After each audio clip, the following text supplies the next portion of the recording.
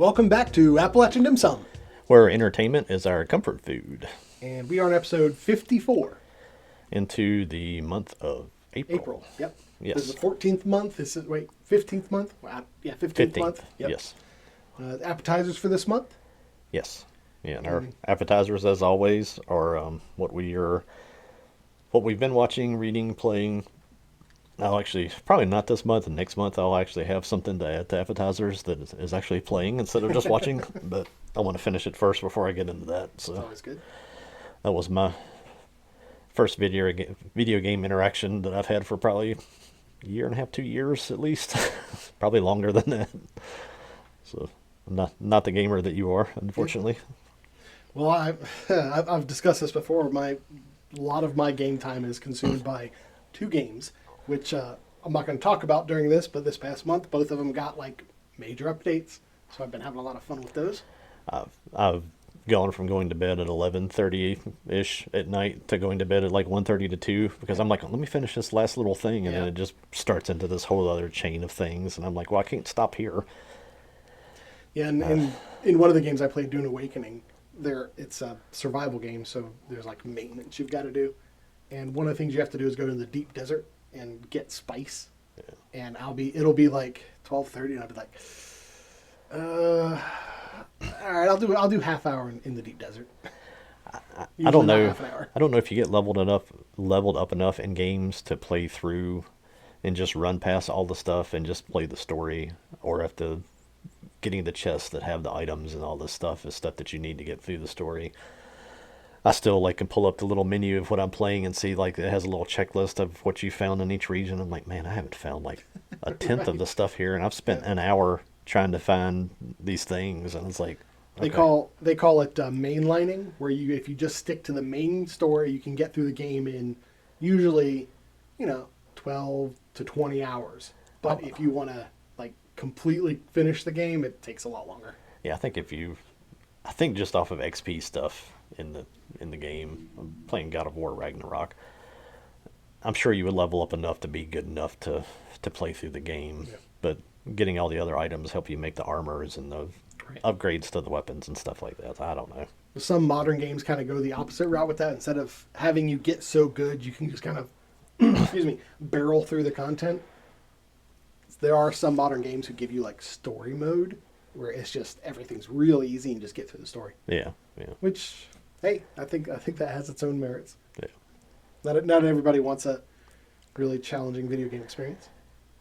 I don't play enough for me to have an opinion on it. It's just one of those things. It's you get into, you think, oh, this would be a good spot to stop here right after I beat this thing, and then it's no, apparently that's not where I get to stop. I have to beat that thing, and that just started this next 20-minute cutscene, and then that takes you straight into another battle with a thing, and I'm like, well, it's okay. a cliffhanger after cliffhanger after cliffhanger. Yeah. Well, what's next?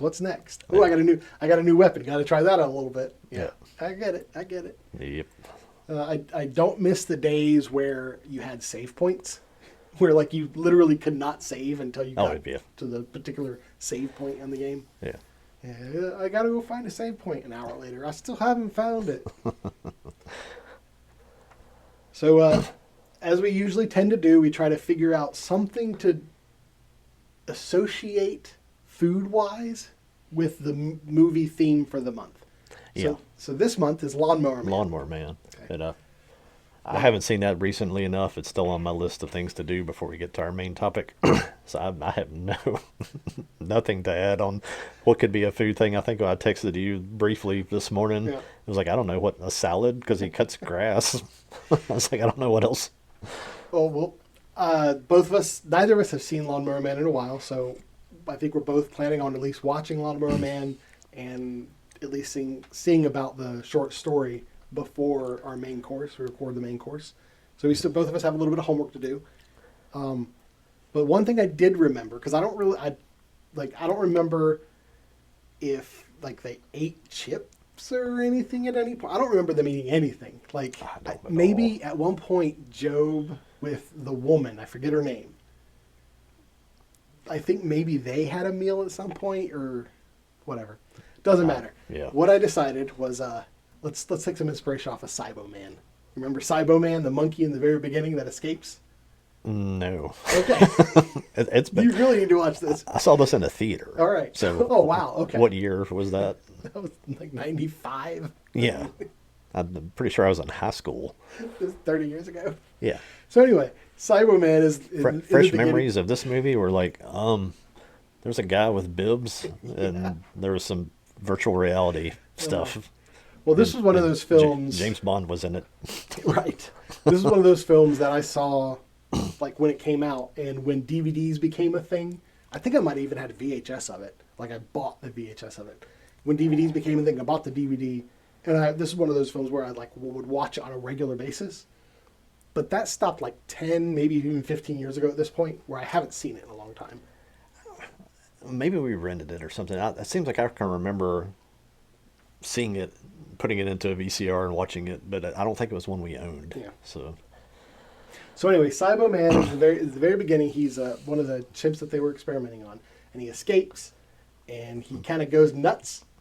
So we had banana nut bread muffins. Okay. Not a whole lot to say about that. No. No interesting cooking stories on this one. No, just picked up some banana nut bread muffins, and I thought about it like yesterday. Like I'm not going to try to cook anything. I'm just going to go to the store and get some muffins. I actually picked up a little banana bread loaf from the store, but then I saw the muffins. I was like, muffins are the way to go. They were good.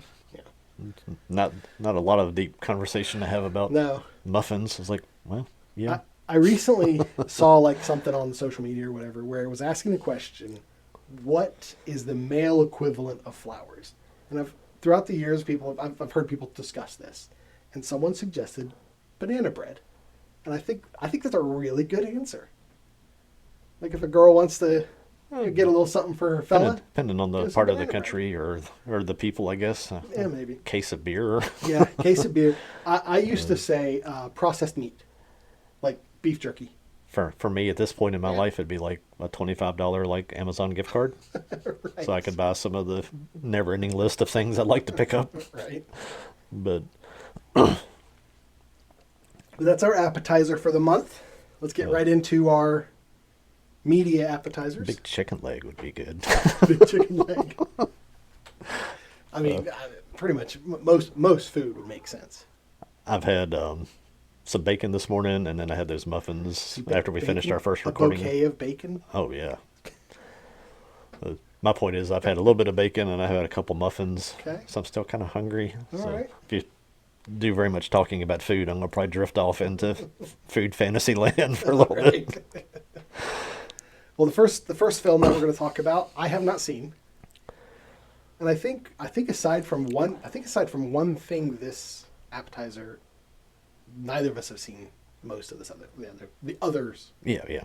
So I haven't seen this. Tell me about Arcadian. Arcadian came out in 2024. It was Recently? Yeah. See from the cover art there that it's Nicolas Cage in it. Nicolas Cage is busy, man. Like I feel like he makes more movies than I could watch that he makes. It would be a challenge to go through and just do everything that he's ever done, going back from like the early like vampire movie he was in. What was that thing called? Like Dracula's Kiss or something. He's young in that. And I think it's probably before like even Raised in Arizona, Nicolas Cage, but he may have done stuff even before that. I'm thinking of the Jim Carrey film where he's in a vampire. Yeah. I remember there were a couple of those probably pretty close to the same time, I think. But that's 20. Renfield, no. Vampire's Kiss. yeah. I don't know that I've actually seen that. I've just seen that when I pull up things that have Nicolas Cage on it, that's always there in like the little menu of the other movies he was in. So. Okay, Jim Carrey's vampire film was One Spittin'. That was 1985. And Vampire's Kiss was 1988. So yeah, right around the same time. Yeah. Have they ever done a film together? I don't think so. I don't know if that would work. I don't know if Raised in Arizona was probably before that. I think it was before that because I was watching that like early high school, if not middle school. Yeah, 1987 is Raising Arizona. Okay. Yeah. Yeah, he's got quite the library, and this is one of those ones for him where he just plays Sorry, Kick-Ass 2. That's probably the closest. Because Jim Carrey was in Kick-Ass 2. He was, wasn't he? And he played Big Daddy. Yeah, but Big Daddy was dead in the first one. Yeah. Okay. Yeah, so they never actually were there at the same time. Peggy Sue got married. Nicolas Cage and Jim Carrey both starred in 1986. Peggy Sue got married. That's Kathleen Turner, right? Jim Carrey was in Peggy Sue got married. I don't remember that. I've never seen that one, but Romancing the Yeah, Stone, Turner, you're right. Kathleen Turner, she is easily one of the most attractive women of that era. Yeah, Jim Carrey, Walter Getz. We need to watch that film. Yes. We could just that could be what we do if we ever want to change formats of this. We could just be like, we're almost like how like a church will go through the Bible of John or what, or the Book of John or whatever. We're going to go through the Nicolas Cage films. That would be be 6 or 7 months of material probably. Year of Cage, that's what it would be. I love, and he does stuff that's like off the wall crazy, and he does stuff that's kind of funny, and then he does stuff like this where he literally is just a straight character dad in this like post-apocalyptic movie. But real quick, it's directed by Benjamin Brewer. Okay. And is written by Michael Nylon, something like that. One of these young filmmakers, kind of like we were just watching. I watched Scream 2 yesterday with my daughter and her boyfriend. Scream? Not Scream, Smile. Smile, yes. That guy's made That Smile. Is this the first and time you Smile. saw Smile too? No, I was showing it to them. Yeah, I thought we spoke about it before, but That guy, if you look at his filmography, he's made Smile and Smile 2, and that's it. Like he made like a little short film or something. And they're talking about him not doing Smile 3, and I'm like, I don't know. yeah. If he doesn't do it, then I don't want to see it because that's his His that's thing. literally that's what he's done. Yeah. This guy Benjamin Brewer was the lead visual effects artist on Everything All at Once, and he was a writer for the movie Okay. Reptile, and that's it. So this was kind of like his first baby. Okay. I love this thing. If you want to throw this into the toxic masculinity category, then throw it in there because that's who I am and that's what I like. Nothing toxic about it. It's definitely a man's movie though. It's about a dad that's raising these 2 teenage sons and teaching them to be men, giving them responsibility and expecting them to kind of make the right choices. But it's all taking place in like this world that is decimated. And it's really cool the way they do it. They don't waste any time giving you this big backstory about what happened. It's just this little story about him on a farm raising these kids. And You've seen A Quiet Place, right? yeah, very much like that. Okay. From what you're saying, to me, it's one of those like, It took Quiet Place 2. Quiet Place did well. Let's make A Quiet Place like. Yeah. Yeah. Quiet Place 2 was where you came back and got your backstory as to how you got to the world of Quiet Place 1. And they could probably do that with this if they wanted to, but you open at the beginning of this thing, there's like some kind of battle going on. Almost looks like an old jail or an old factory, and there's people on top that are like shooting down at stuff. You hear people screaming, and Nicolas Cage, all he's doing is he's running between alleys. He finally gets to a spot where I think he was gathering some supplies, and he gets back out of this, maybe one of the last cities, the way this world is kind of described, back to a little shack where he has these 2 infant children. That's how the movie opens, and then you jump to them being teenagers. Okay. So you get like it's less than 5 minute. Here's your backstory for the movie. There's some kind of pandemic that kind of decimates the world. Maybe it involves bugs. They don't really even say. There's a couple times that one of the kids is going to go gather materials, opens a thing, and he gets like swarmed by bugs. So it could be one of those possibilities that the people that are left are the people that were immune to whatever wiped everybody else out. They don't say. I like the movie setups where it's just like, something happened, we don't know. Yeah. Here's the world now. The other part of it that you don't know, and if you watch the trailer for this, you're like, this is a werewolf movie. But it's not really. It's like... Do you want me to show that Yeah. thing now? Pull it up if you want to. he If doesn't- you can figure out what it is. It doesn't look like a werewolf. But it's like people that get infected by this thing turned into these things that are wolf-like and just ran off into the woods. And Looks like a, I don't know, like a Jersey Devil or something. but this is like a fake face. It's like a bug, where like caterpillars and things have like a Yeah. fake head, so that if they get attacked, you attack the wrong end of them and Yeah. they live. that's the whole design of this thing, and the design of this creature and these things in this movie are is what really just made me excited about this movie. Is this the eyes at the bottom of the face? Like, is I think the this is creature all- looking down? That's the top of his head. I think this is all like fake, and then like the thing at the bottom, like his mouth opens down Okay, there. I could see that It just from looks this like, image. it looks I like see a what fake you're talking mouth there. about. Yeah. So it's not like a wolf thing at all. It's just kind of like what they. like There's it's- even like a it's little segment in the movies their where the own- kids are trying to describe Their own cryptid. the kids are kind of trying to describe what happened to the world, and they have like their little theories that they've heard, and the kids in the story are telling each other their versions of it, so nobody really even knows. And it's a pretty simple story. There's this family, there's another family that has a farm that has a young girl on it, and one of the sons is in love with this girl. He's just been going over to work on the farm and becomes infatuated with her. If pull up the actress Sadie Severall Charlotte, or I'm sorry, Sadie Severall is her name. She plays Charlotte in this thing. That in a post-apocalyptic world, I would be running across prairies to get to her as well. She's a beautiful young lady. The actress is 24, so I'm old enough to be her father, and then some. See, what else has she played in? Saltburn. Saltburn. Couple That other. sounds. I mean, Saltburn at least sounds familiar. I think it's like a thing that Prime did. It's some kind of like Oh, I recognize that. aristocrat kind of thing, gay story thing. I don't know what that is. I recognize the poster. Yeah. I mean, they were excited about it when they made it because they were advertising it all the time. I didn't watch it, but one of the sons is helping on this farm, going to go basically trying to find any reason he can to go to work on this farm so he can go see this girl, understandably so. The other son is Jaden Martell. He's like the little kid from It, the recent It movies, and Oh, okay. He's he was in the Bill Murray that drama movie. Was it Saint? he played Bill.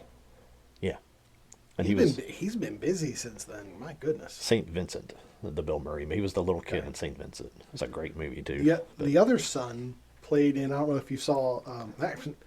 Last month we spoke about The Matrix. He was in Sense8.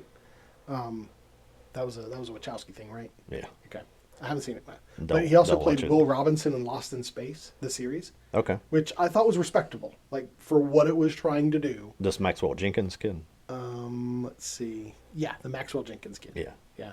So hey, but they're both they're both well versed, man. They've been busy. The Thomas, that's that character's name from Maxwell Jenkins, Okay. gets into a situation coming back from the farm, gets stuck. These whatever these things are come out at nighttime. They're photosensitive, so Nicolas Cage goes to help him. They get into a worse scenario. Nicolas Cage gets hurt, and it becomes the kids kind of taking over and trying to take the story from there. Let the rest of the story just play out. Watch it. So is Nicolas Cage in it a lot? He is. It really is kind of focused more on the two boys, but he's kind of what ties the whole thing together. I kind of like the idea of actors of notoriety, like actors who know. I'm thinking Bruce Willis actually at this point, who they know. Well, if I'm in it, other people will watch it. Yeah. Doing just like a bit part. Well, Like, hey, this- look, you could put me on the cover. This is a young director. I have no idea who knows who in Hollywood, and maybe one of those things that he was like, I know this guy, I like him, I'm going to help him promote his movie. I'll be in it. Yeah, it blows me away when you start seeing like the way actors and actresses and producers and all these people are interconnected. It's George Carlin said it best. He was saying it about the U.S. government, but it's a big party and you're not in it or something like that. Yeah. I think my favorite one, if you want to talk about the government, is there's a picture of like a girl sitting in the middle of a couch, and it says conservatives, and then it shows a guy sitting on this side and a guy sitting on this side. This one's Republicans, this is Democrats, and the two guys are holding hands behind the girl. I've seen that picture. Yeah, yeah, right. That's exactly it. That's lots of things, unfortunately. But there's only like 8 people in this thing. It's those 3 are at Nicolas Cage's house. The other people are all people that live on the other farm. And it's to the point like Nicolas Cage gets hurt, and they go to the farm to see if they can borrow some medicine and get help, and they're like, nope, sorry, good luck. I mean, there's no resources. There's a few little pockets of people left, and that's it. And See, one of the things I'm finding interesting about about the setup for this film is you could literally just swap out this monster for anything else, any other kind of monster. Like you could put zombies, vampires. Yeah, well, it's The Walking whatever. Dead. The Walking Dead Yeah. could have been anything. But this thing, whoever came up with the design, this guy was a visual effects artist. Okay. It so subverts what you think you're watching. I kind of don't want to spoil all of that. Yeah, don't spoil it. You see, there's scenes with it where it's just like, wait, what is it doing? It's not like a werewolf, and there's it's not really giving away any part of the story stuff. That they're not just like running around the woods. They tunnel underground, Okay. and It's a little more terrifying. the coolest thing is like when they're in groups, they'll like form a wheel. Like a ball. And just okay, like a roll. wheel. Okay. And like when there's a group of them coming, like it literally would be like this whole ball of them just rolls up and just breaks apart, and then there's hundreds of them, and you're like, oh my gosh, that's Definitely seems more cryptid than Yeah. like a werewolf. and then a lot of people are. I've asked when you see people trying to figure this movie out and try to review it and say what they think about it. There's obviously a lot of people saw it in different ways, or people didn't like it because it didn't explain everything 3 times to you like every Netflix movie does. So Have I shared I think it was Matt Damon or Ben Affleck. They're yeah, about that. I'll listen to the podcast. Okay, so yeah, They were on Rogan. It was like a it was 3-hour Rogan. podcast. Then, yeah, okay. And they were talking about how it was like Netflix people came to him. It's like, you have to say this like three 3 times. times because So, people are on their phones. yeah. And he's like, people Right. aren't stupid. And people at Netflix are like, yes, they are. And I'm like, wow, okay, That's great. thanks. Think about that when you write that next check. But low budget movie, really basic, simple thing, but just I was kind of floored by the creatures that this guy created for this thing. I love to see new creatures. I That's do always too. a delight. That's a weird There's- thing to say about seeing whatever this thing is on the screen, but it's a wonderful to see something new. It's got to be based off of something to do with insects and bugs. And again, maybe if it had enough success, maybe I'll come back to it and maybe give some follow up thing and explain it. I'm fine if they don't because I just like the movie like it is. Yeah. It's just a cool, really basic movie. The what was that thing with Trinity in it? What's her name? Carrie Ann Moss. Carrie Ann Moss. I talked about it months Well- and months ago. While you're looking that up, I'm reminded of the movie Feast. I absolutely love that movie. Yes. I know there's others. I think there's at least one more, Feast 2 or whatever. But I love the fact that the setup for the movie is like, hey, there are monsters. And in the very beginning of the film, a guy like busts into the bar and they're like, who are you? He's like, I'm the guy that's going to save your ass. And then he gets killed immediately. Yeah. It was great. Yeah. It was great. Die Alone was the one I did where she was like in the apocalypse and they were like kind of plant things that were a little bit like Last of Us. Okay. Had Frank Grillo in it and stuff where it was just like a little small world story that was just well acted and well written and put together. Arcadian is just like that. Okay. It's I saw lots of people kind of poo pooing it with reviews and stuff, and I think it's literally because they probably watched it with their phone in their hands and just didn't that, or they just it really appealed to me because of the whole father son relationship part of it, where he has 2 sons, and anybody that has more than one kid can relate to the way they portrayed this, how different your 2 kids are, and they're 2 completely different individuals that are you have to approach raising them so differently. And the kid from It, Jaden Martell, is like he's like a likes to tinker into gadgets, wants to fix things. The other one's girl crazy, and just wants to be he would be the guy to be playing football if it was in a If it modern wasn't an world. apocalypse. And the other kid would be the kid that was into robotics. But Nicolas Cage he does a good job of just being like when the kids makes a mistake and one of the other kids is apologizing to him. It's like, no, it's not your fault. It's my fault. It's like, that's somebody that wrote this understands what being a dad is. That it's your responsibility to raise them to be young men and teach them how to be men. And it's when that fails, you are responsible for it. And you have every right to feel responsible for something that you didn't teach them because it's your job to do it. That's what we were put here for.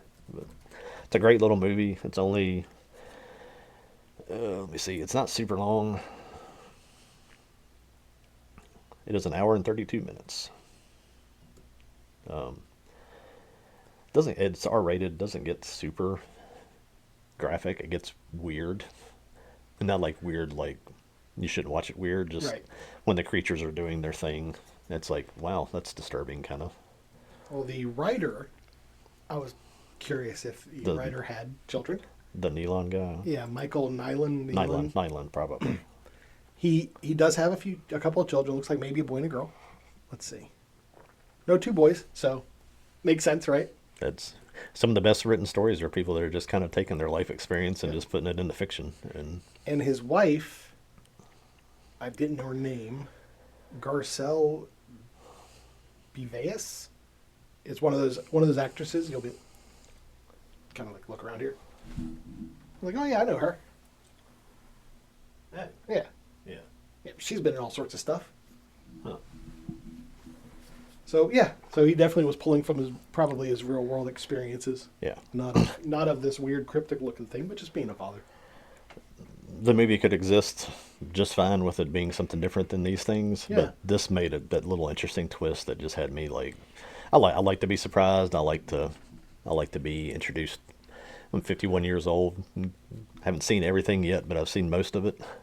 If they just had it as, I mean, from what you've told me, this could have very easily been a zombie film. Yeah. But it wouldn't have been. It wouldn't have. You probably wouldn't be talking about it right now if it was. Or if it was like what was the Frank Grillo? It was called Werewolves, where they had the blood moon that turned everybody into wolves, where it just became a kind of which kind of go down that track. It's kind of a single storyline, Yeah. and this was very different. It was very cool. Awesome. No girl bosses in this. The girl, she's a good background actor as part of it and part of helping them try to survive, but she's not like, get out of my way, you stupid guys, and let me show you how to do this. It's realistic, I guess is what I'm trying to say. That's a nice segue into my first film, Which is? Send Help. It's all about the girl boss on this one. This is a. Go ahead. It's one of those things that's like, I'm just hoping it'll just come to Prime, because I kind of want to see it, but I didn't want to see it enough to spend $15 on it. And There are a handful of actors, producers, not so much producers, directors, kind of writers too. well, where this is Sam Raimi, Sam right? Raimi, Yeah. where I will go see their stuff in the theater to support them. Yeah. Sam Raimi is one of them. Yeah. He hasn't let me down yet. A couple of things I'm not too keen about that he's done, of course. He doesn't bat 1,000. But this Send Help is a return to form, is what I would say for Sam Raimi. I'm sure I haven't watched any reviews for it or anything, but I guarantee return to form has been said dozens of times by people reviewing this film. Yeah. This is a Sam Raimi film. A lot of the Sam Raimi is known for his kind of unique directorial style and the setting up certain shots that kind of look like they're comic book pages. Yeah. That's why it was so good for Spider-Man.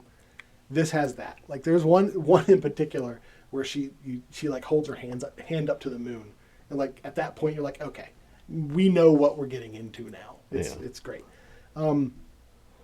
If you've seen the trailer, you pretty much know the setup for it. She, the main actress, what's her name? She Rachel played in the Rachel Notebook. McAdams. Rachel McAdams. She's one of those actresses I'm aware of her work, but I haven't seen a lot that she's been in. Yeah, Just because her genre of film isn't the kind of film that I watch. I think it's more of the things that my wife watches too. Right. And she's the only one. I mean, there's I'm looking through the cast list. She's the only one that's really known in this. Obviously she's the main character. She's all on the poster, even though she looks like Katie Holmes here. She's the draw. She's the actress draw. And she plays Linda Little. And Linda is an executive assistant. And she is like the right-hand woman of the owner of this corporation. And he dies. And so now his son is the owner. And he always told her, like, well, the next time we have an executive position open, you're a shoo-in for it. Of course, the son doesn't see that way. The son wants to hire his bros or hire a young, attractive woman. This is Dylan O'Brien. Yeah, this is Dylan O'Brien's character. He's the Maze Runner. He's from the Maze Runner series. Oh, okay. And I never watched. Those. I think I maybe watched one of those. I did see the Love and Monsters movie that he was in, and that was actually pretty good. I was kind of watching. He's a good actor. Yeah. Yeah. He does a good job. They do a real he's charismatic enough to where, like, his character, he's a despicable character, and you really dislike him, but you're kind of rooting for him. You're like, oh, come on, man, turn out to be a good guy, that kind of thing, you know. Yeah. So anyway, and it's when they're setting up Linda Little's character, it's the things where, like, she spent all weekend writing this report, and she gives it to one of the other executives, and he takes her name off the front of it and claims it as his own. I just got this off the printers. I've been working on it so hard, that kind of thing. So she's just stepped all over, taken advantage of, that sort of thing. And they have to doing great things to dispel the idea that men do that sort of thing. Oh yeah, no, this is a trope-filled film. Yeah, yeah. But it's all of it's played tongue in cheek. Like the guys in this are they're so evil that it's comical. Yeah. When obviously they're on an island, so there's a plane crash because she goes with Bradley and his bros because she's the only one that knows the business, essentially. Yeah. So he's like, well, you come along with us, and then we'll see about getting you that. You know, he dangles the promotion in front of her. The plane goes down, and during the scene where the plane goes down, you're seeing these guys just, like, fall out of the plane and stuff like that. And at one point, like, one of them's hanging on to Bradley, and he's trying to get his belt buckle on, and he's pushing the other guy off, essentially killing the guy. The guy's like, help me. He's like, no, get away from me. That sort of stuff. They're just a bunch of despicable guys. Linda Little, it sets up in the very beginning of the film that she loves Survivor. Okay. And like at the point that the plane crash happens, they get like struck by lightning or something. And the engines explode. They're watching a Survivor audition tape that she had made, and like Bradley and all the bros were watching it, outright laughing at her. Yeah. Like not even like you'd watch something to kind of giggle at it and try to make sure she doesn't see. She's sitting in the back of the plane. They're sitting in the front of the plane. They're looking back at her laughing, and she can see, like, there's no subtlety here. Yeah. But it sets her up as being this person who enjoys survivalism. She's always prepared. So they're on this island. Bradley's hurt, and she's an altruistic character. She's a kind person, so she tries to help Bradley, and he pushes her to her limit. And that's as far as I'll go. Yeah. Because it is a relatively new film. I don't really want to spoil it any more than that. It goes exactly where you think it's going to go. I don't feel as if there was any like twists in this film that you couldn't have guessed. Was this the one that was saying don't let people spoil this, so you have to see the ending? They did that in one of the commercials for it. Maybe like there is a twist ending. But every time I see somebody like try to advertise that, I'm like, yeah, okay. Yeah, there is a reveal at one point in the film, but I didn't feel as if it like I think they came out of left field. They ran a commercial to like try to promote the fact that you got to go see this so you can see the surprise at the end, and I was like, okay. Yeah. If it comes to Prime. Yeah. Oh, I'm sure it will. One of the things going into it, I expected there to be a shift to where like she got so horrible like to Bradley where like your sympathies went toward Bradley. Yeah. And I will say that they played with that a little bit. Like I said, if you don't hate Bradley to the point where you just want to see him die, because I could see people getting to that point because he's such a comically evil person. Yeah.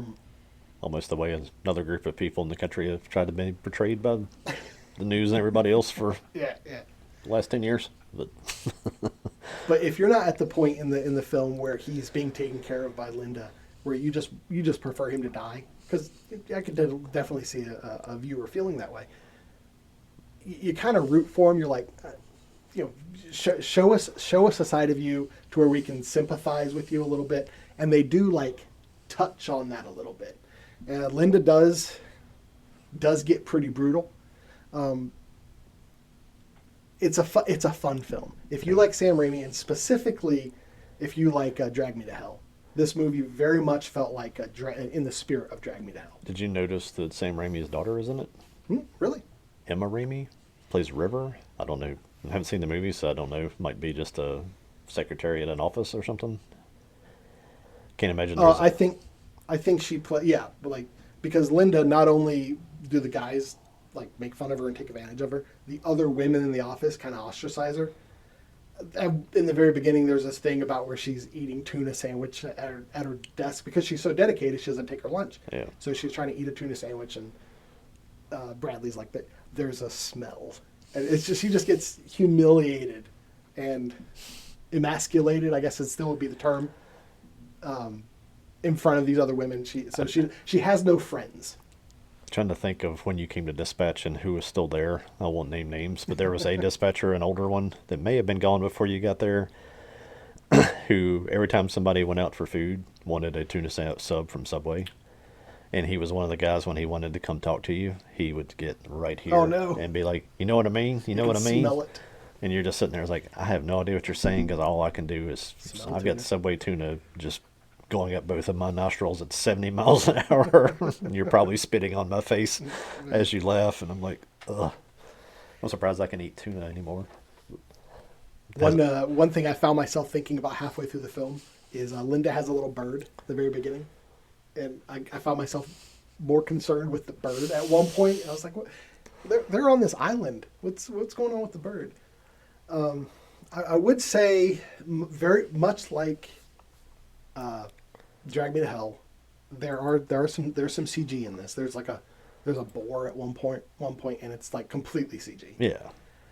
How else do you do a boar in a movie like that? Right. I mean, I think that if I remember correctly, when I was watching, I think they maybe at one point like had a like animatronic boar's head, to do like close up stuff, but the CG is very obviously CG.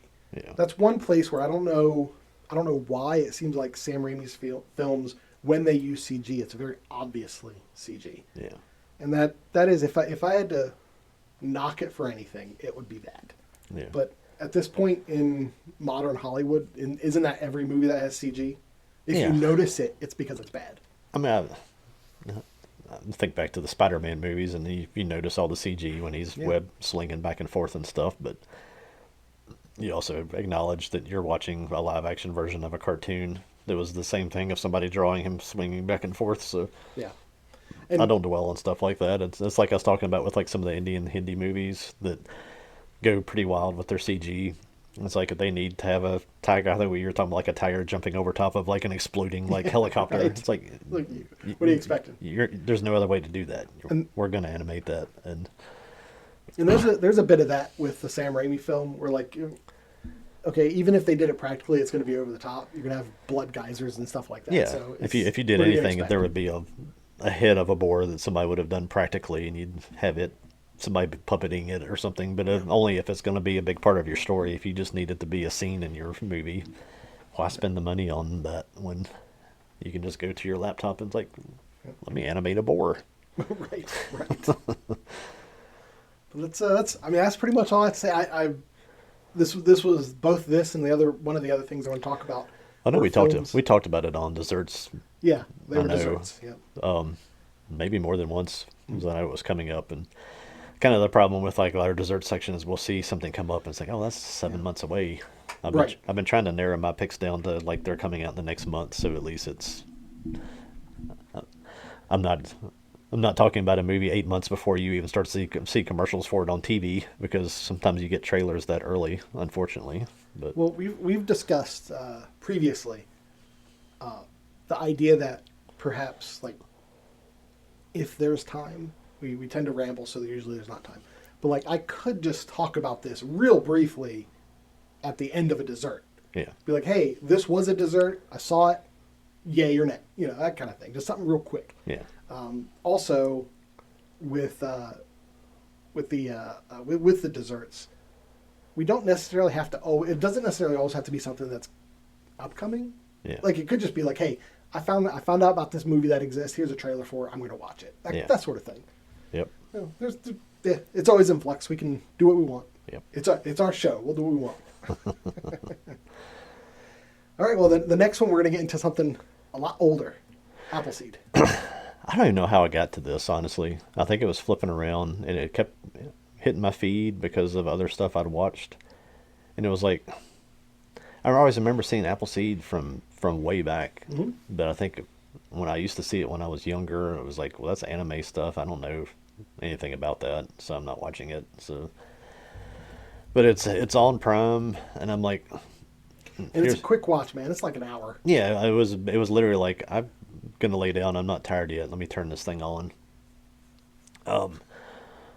The 80s style of it.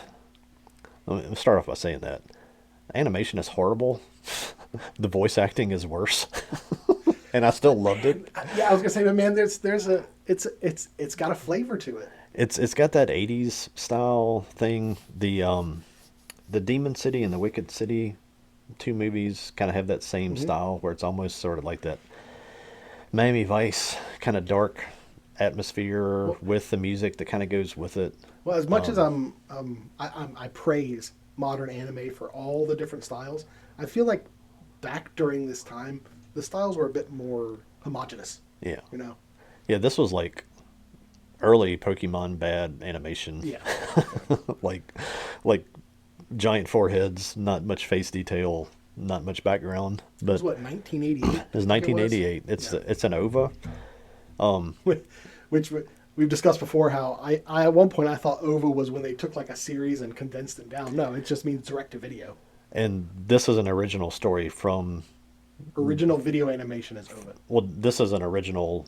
This isn't really like a direct story from the manga. The manga's 4 volumes. They just kind of made the story for the movie. So... Oh, that's cool. You usually don't see that. It's I didn't know that. Based off of the world. I think some of the stuff happens, some of the characters are there, but apparently there's a whole lot more detail in the books. Well, it is created by Masumi Shiro, the Ghost in the Shell dude. That was the next thing I was going to say. The manga is by Shiro from Ghost in the Shell. Mm-hmm. The manga is 4 volumes, and after seeing this and kind of reading a little bit more about it, it's definitely on my list of things I'm tracking down, unless they're like super expensive, as I want to find those volumes and read it. Because I've heard lots of people say, and even like looking at some stuff after this, that this manga is a better story than Ghost in the Shell. But really? See, this is more popular because the movie Ghost in the Shell kind of brought this out and attracted people to it, and then they followed it up with Standalone Complex, and it kind of built the world. Thanks, Motoko. I mean, that's why Ghost in the Shell was popular. Yeah, if you're comparing the two, you got her versus Marky Post. Right. Do you know? No, I don't know who Marky Post is. Marky Post is the blonde from Night Court. Yeah. Had like the kind of the hairspray mullet. On Night Court, man, that's a deep cut there. She kind of had the hairspray blonde mullet. That's kind of the girl in this one. Yeah, Dunin is her name. What a weird name. But this is post World War III. The General Management Control is formed to rebuild and unify what's left. I think in the manga, it's actually, there's a 4th World War that they just decided to write that to the 3rd one in this, I guess. I don't know, for reasons, I guess. And they make an experimental model city called Olympus. And all these names are all like kind of Greek or Greek mythology type names and stuff in it, which is kind of weird, but kind of cool that ties it all together. They're I think I wrote down bio-droids the first time. I think they're bioroids, which kind of makes it sound more like something you would have if you sat too long. But I think they say bioroids when they're talking in the show. Oh, okay, I recall it being biodroids. That's what I wrote down the first time, and I kept looking. Biological androids. But either way, they're responsible for all the aspects of administration in this like utopian sanctuary city, and it's like a very large portion of the city are either people that have been changed into cyborg type things, or they're just bioroids that were just created to live here. Well, were they just the administration, or were they everything? They were well. There's some people that became cyborgs, and they still live. They were original people that I guess survived this last whatever the last event was and came here seeking sanctuary. Right. But then there's a lot of the city is just made or run by the bioroids that are just created to just run the city, and the it follows the ESWAT. It's like the police force that's I think it's the OPD, the Olympus Police Department. Makes sense. Dunan Canute is the blonde girl, and Briarus Hecanatrachiris. I'm not even going to try to say that. He's like her What? partner There was a nickname they called him. in the show like with Barry, the right? translation. They are always saying they're saying the Briarios, but they're Yeah. just saying it like really fast, like Briaros or something. And maybe they do call him Barry once or twice or something. I don't Yeah, I remember. could have swore there was like a shortened version of the name. But yeah, he's like a this- cyborg partner.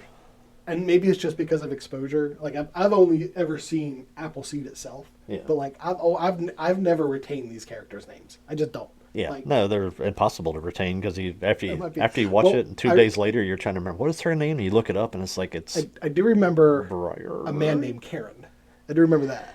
And they, What? I think it's supposed to be Sharon Oh, okay. or Was- Sharon or something like that, but well, they Sharon say can be a male name. they say it's spelled Charon, Hmm. and I think it's actually pronounced both ways at some Okay. point in the really bad dubbing of it that it's Karen or Sharon or It's something. great. It's great. But the Briaros is a big cyborg police partner, and he's got antennas that have like cameras and stuff on them. But they look like giant rabbit ears, so he Yeah. looks like this big muscle bound cyborg rabbit.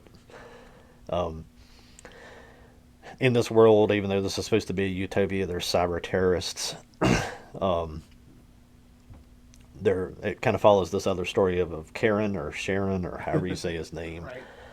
That his wife at the beginning of the story just yeets herself out a window because she can't stand to live in the What- city. What a way to start a story. I mean, Yeah. so many stories start that way. Where you're like, hey, She's- let's watch this cool cop anime. Woman just She's just sitting there lets by a the bird window. go and Yeah. And she just like he comes out, it's like, hey, what are you doing? The room's destroyed, and she looks at him and smiles, and then Smiles and she just launches out the window and just disappears. You're like, wow, okay. That's kind of what I loved about this, even though it seemed like so simplistic with the anime and stuff, is like the story is like really really adult and graphic. I mean, it's lots of language. When they're having gunfights, they're shooting people in the Oh, yeah. heads. Belarios. That's how they pronounced it. Makes sense. Belarios. Gotcha. Yeah. There's no L in it. There's no but yeah, it could and have. they called him Burly. That's what I remembered. Gotcha. I don't know. Maybe I'm misremembering, but yeah. There's another cyborg that's named AJ Sebastian. Yeah. That is sort of like in the criminal side of this thing. He's like the main kind of terrorist. He and this Karen, and I have to decide how to say that, so I have to keep flipping a coin every time. It's Karen. Karen, because of his wife eating off the building, they want to disable Gaia, which is the supercomputer that kind of maintains the whole city. Mm-hmm. Lots of battles back and forth between the gangs and the police force in this. The police have mecha suits. The terrorists steal mecha suits, so you've got that mixed into it too, which makes it even cooler. They're trying to get control of a spider tank. I think they call it like the multi-ped cannon. It literally is like a giant. Like a big spider, like a granddaddy long leg spider. They're trying to get control of that. The gang, the criminal cyber terrorist gang is. There's another character in it, like Hitomi, Hitomi. that's one of the bioroids, and she actually kind of has the code that they need She's to actually. the key. She's the one that can shut down Gaia, so it kind of becomes Yeah, trying like, to capture it's her. encoded in her DNA or something. Yeah, Yeah. yeah. And it's just a fun kind of back and forth. It's really action packed. And I was watching this thinking the first time I watched it, I'm like, all this mining for old stuff that people want to do, why doesn't somebody come back and do this?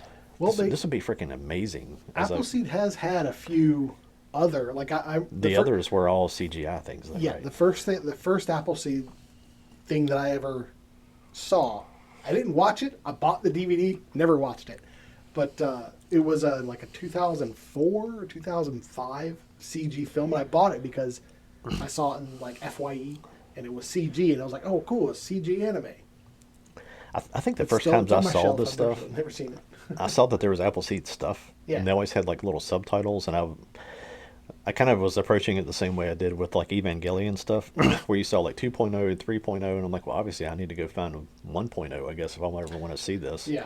And then I saw that there was a series, and I'm like, what do you do with this? And I finally just watched the movies, but It's hard sometimes to figure out exactly where you need to watch and how things relate to one another. That's a big one. I was seeing this I mean, stuff go- off and on for years, and I'm just Have always, someone. Okay. I was just always writing it off as I don't know where to start with that, so I never did. And I feel sorry for anybody who wants to get into Ghost in the Shell because there's so much media, yeah. and some of it are sequels to some other media, and Yeah, I it's mean, confusing. I There could are probably tell you remakes. how I would do it, and you might tell somebody completely opposite way of what I would say. Mo- We would probably be in agreement on Ghost in the Shell, but Most things I say just order of release. That's just yeah. however the release order came out. The Most.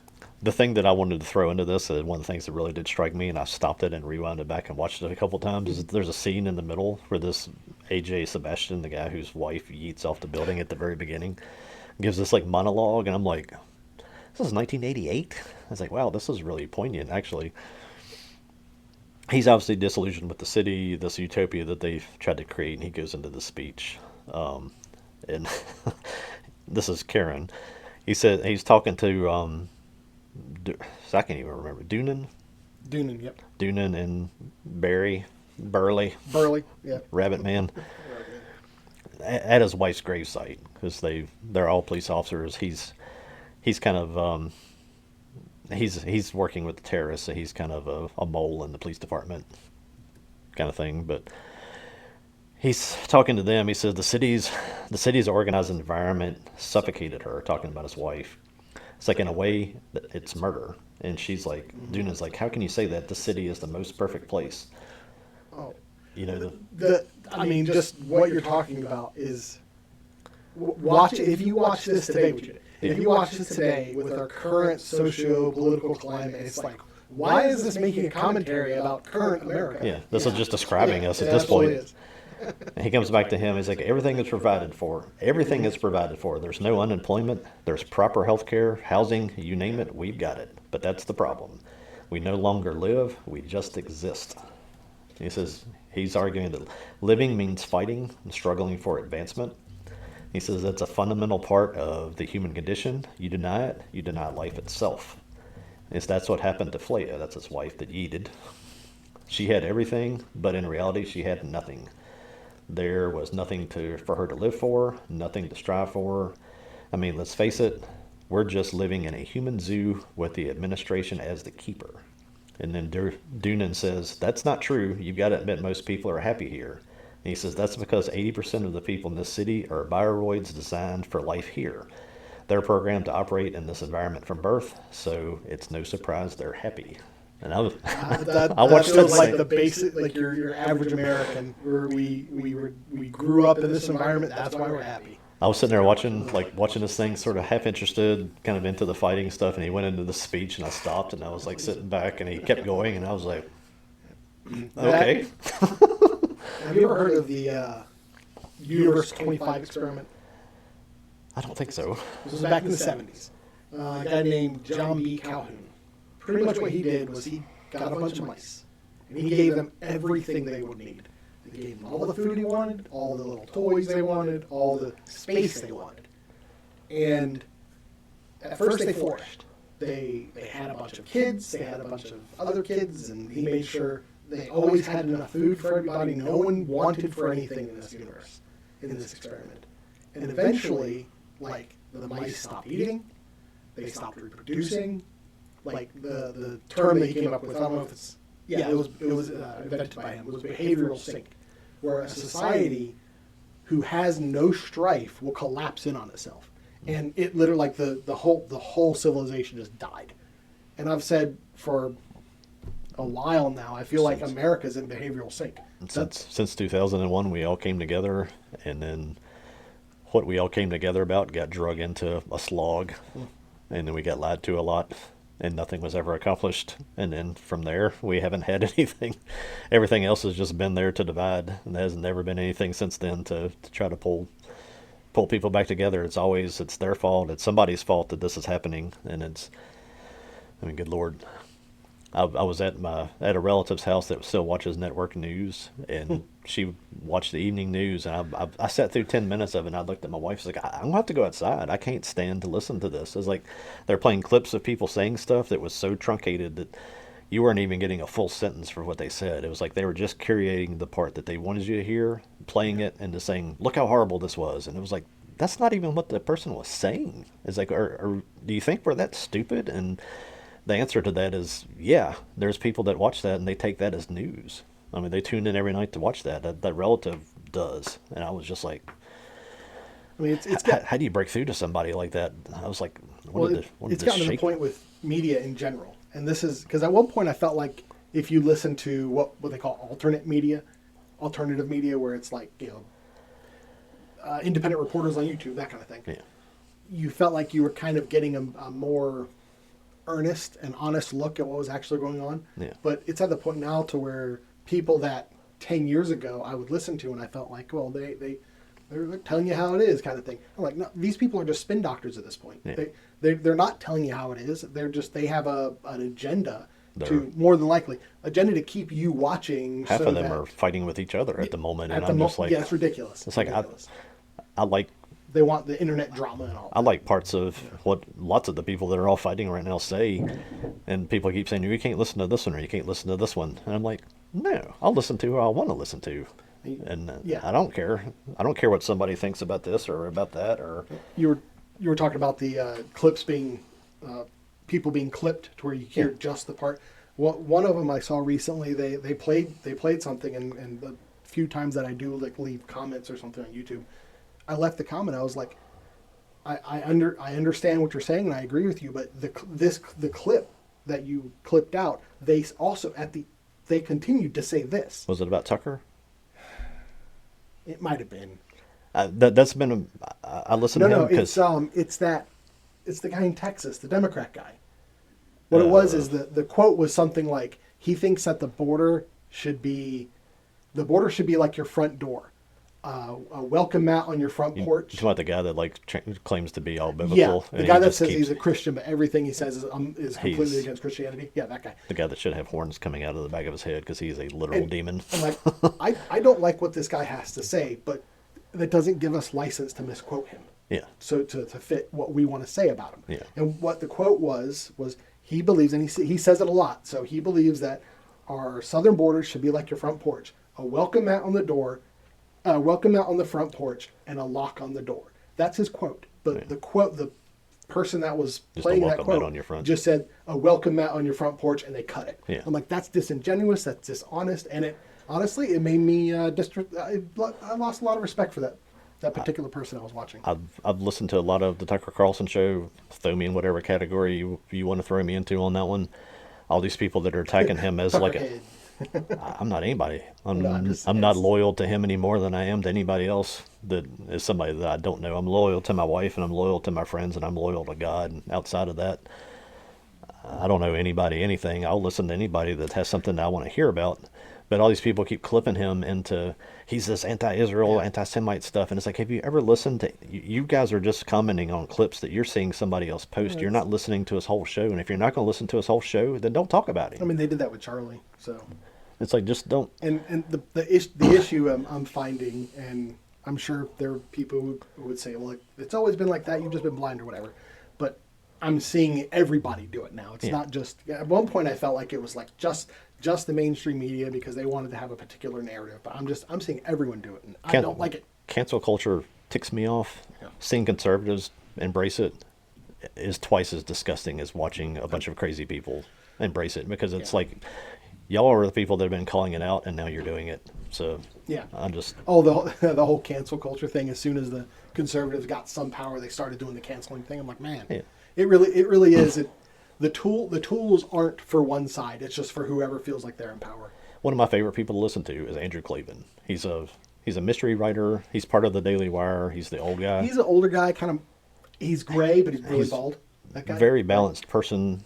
He plays video games, doesn't he? He plays video I think you told games. me that. His son is another writer and commentator and stuff. His son is gay. he he openly talks about that. He doesn't approve of it, but he loves his son. That's fine. Yeah, and it's like it's one of those things. It's like he's one of those people that's not who I want to be like, but he's a lot more like the type of person I am and the person that my dad was. We need more people in general being willing to disagree with someone, even in their lifestyle, but still treat them. My point of bringing him up is that like he is just like he just throws Tucker into this thing of like if you're going to be like an anti-Jew or you're going to be a Jew hater like Tucker, and it's like you can't just say that. Yeah. It's like just he'll find a clip or somebody will find a clip to prove his point and stuff. But it's like if you listen, I'm not going to keep going into that. It's like I like a lot of the different. No.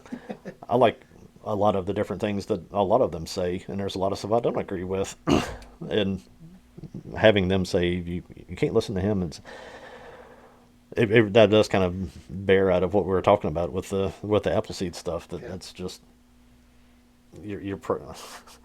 the part where he's talking about people are programmed to operate in this environment from birth. You think about all these people that are born into like cities right now. How are they ever going to know a different life outside of being on welfare and getting your government weed and taking your WIC check to go get fast food delivered to you and all that stuff? And let me talk more about this behavioral sync, the Universe 25. Yeah. So there were 4 phases. Phase A was strive. They adapted. Their breeding thing was going great. Then Phase B came about. They exploited the system. There was rapid population growth that was doubling every 55 days. Phase C was stagnation. This is where we are now. Growth stalled at about 600 mice at day. See, I'm getting conflicting information. I thought it was a few thousand mice. The population peaked at 2,200 mice. I think it was maybe the birth of 600 mice. Social roles broke down, and this is where behavioral sync started. And this is what's possibly coming for humanity.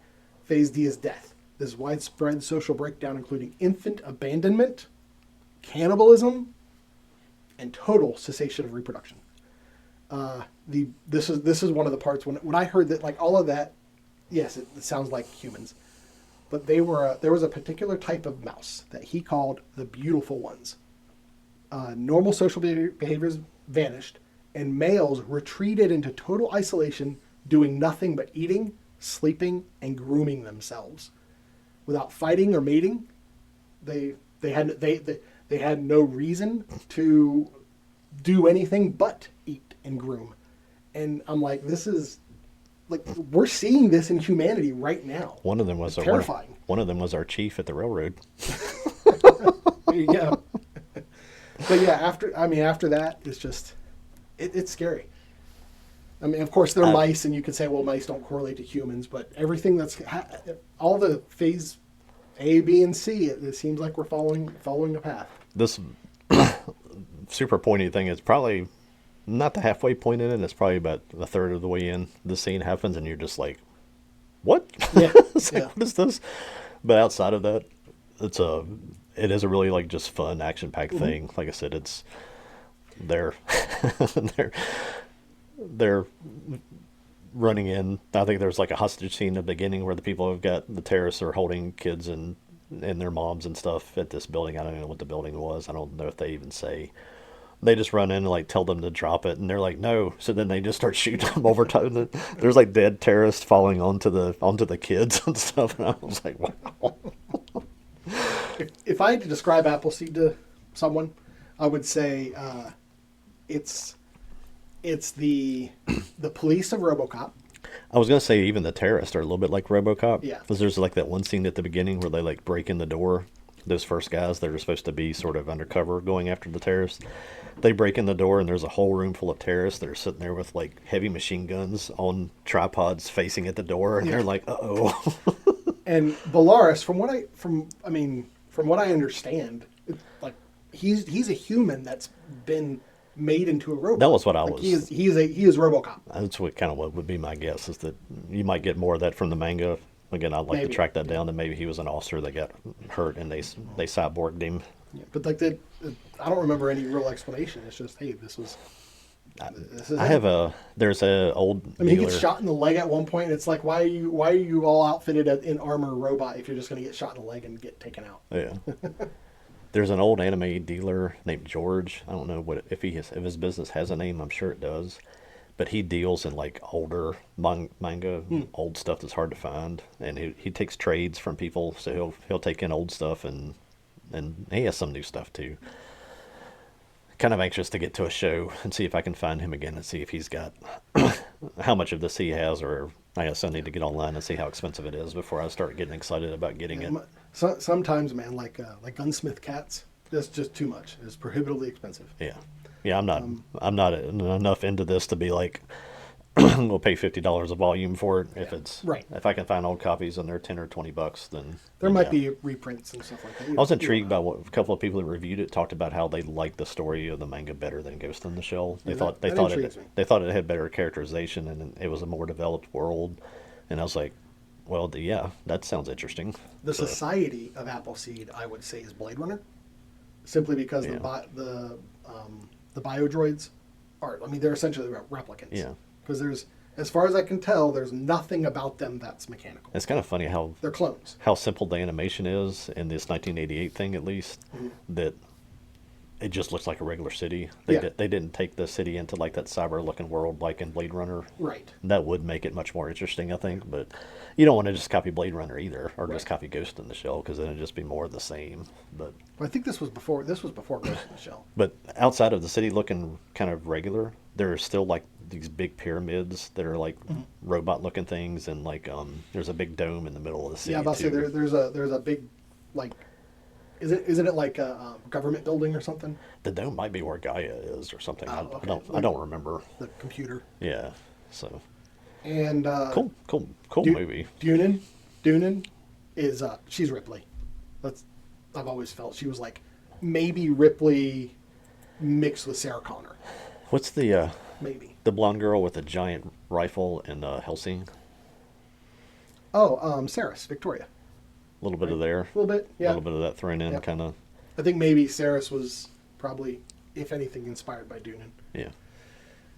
But yeah, it's one of these series where I feel like it wears its inspiration on its sleeve. It's not apologetic about what it was inspired by, Yeah. and it's all the better for it. Kind of like, I hate that I always associate everything with Star Wars because everybody associates everything with Star Wars, but like how Star Wars is very clearly Flash Gordon inspired, Yeah. and it's fine, kind of the same thing. Yeah. Yeah, it's fun. I would like to see more of it. I'd love to see of all the things that get remade.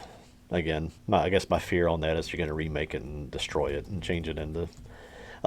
Let Japan remake it with Japanese actors and actresses, so you can just avoid all of the other crap that gets thrown into anything that we remake. And So or looking like at that company that's doing the thing we talked about in the last show, the Heavens Boy and His Robot thing. Let somebody like that's Singapore or South Korea or somebody do give them a shot at it. So it looks like there is a handful of. I'm just on Wikipedia right now. So there's a 1988. That's what we know. That's what we're talking about now. There's a 2004 film, the one I bought that I never watched it. Yeah. There's the manga. There is Appleseed Alpha. Didn't they even try to do a series at one point that I don't know if it finished or if I remember kind of seeing all that and I was just like, Appleseed Alpha is 93 minutes. okay. So it's a movie. There's Appleseed Ex Machina, another film. It's a sequel to the 2004 film. See, it's kind of the same situation. It's like, well, this is a sequel, but this isn't. Yeah.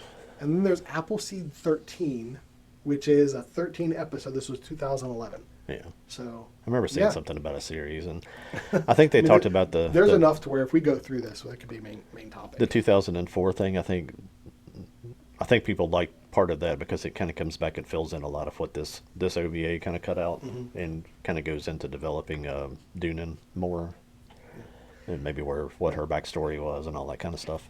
I think a part of the reason I haven't really delved into anything other than this original series, original OVA, is I've been very open about the fact that I have a bias against CG anime. Yeah. It just when I see an anime that's made in CG, it's gotten a lot better in the past 5 years or so, but especially 2000s, the aughts and the tens and all that, 2010s. If I see if it's CG, I'm disinterested. Yeah. And I need to get beyond that and actually try to enjoy the stories. That's one of the reasons I think that's probably the reason I really didn't watch the 2004 film that I bought in FYE, because it looked cool on the cover, but when I popped it in, I was like, meh. If it's affordable to find the manga, I want to go back and do that. Yeah. And then from there, It's probably a good I'm idea. kind of more comfortable watching the rest of the other things after that, after I kind of see. Yeah. I'm becoming very defensive on stuff that I watch at this point. It's like I want to see like what the actual story is before I see what your version of it is.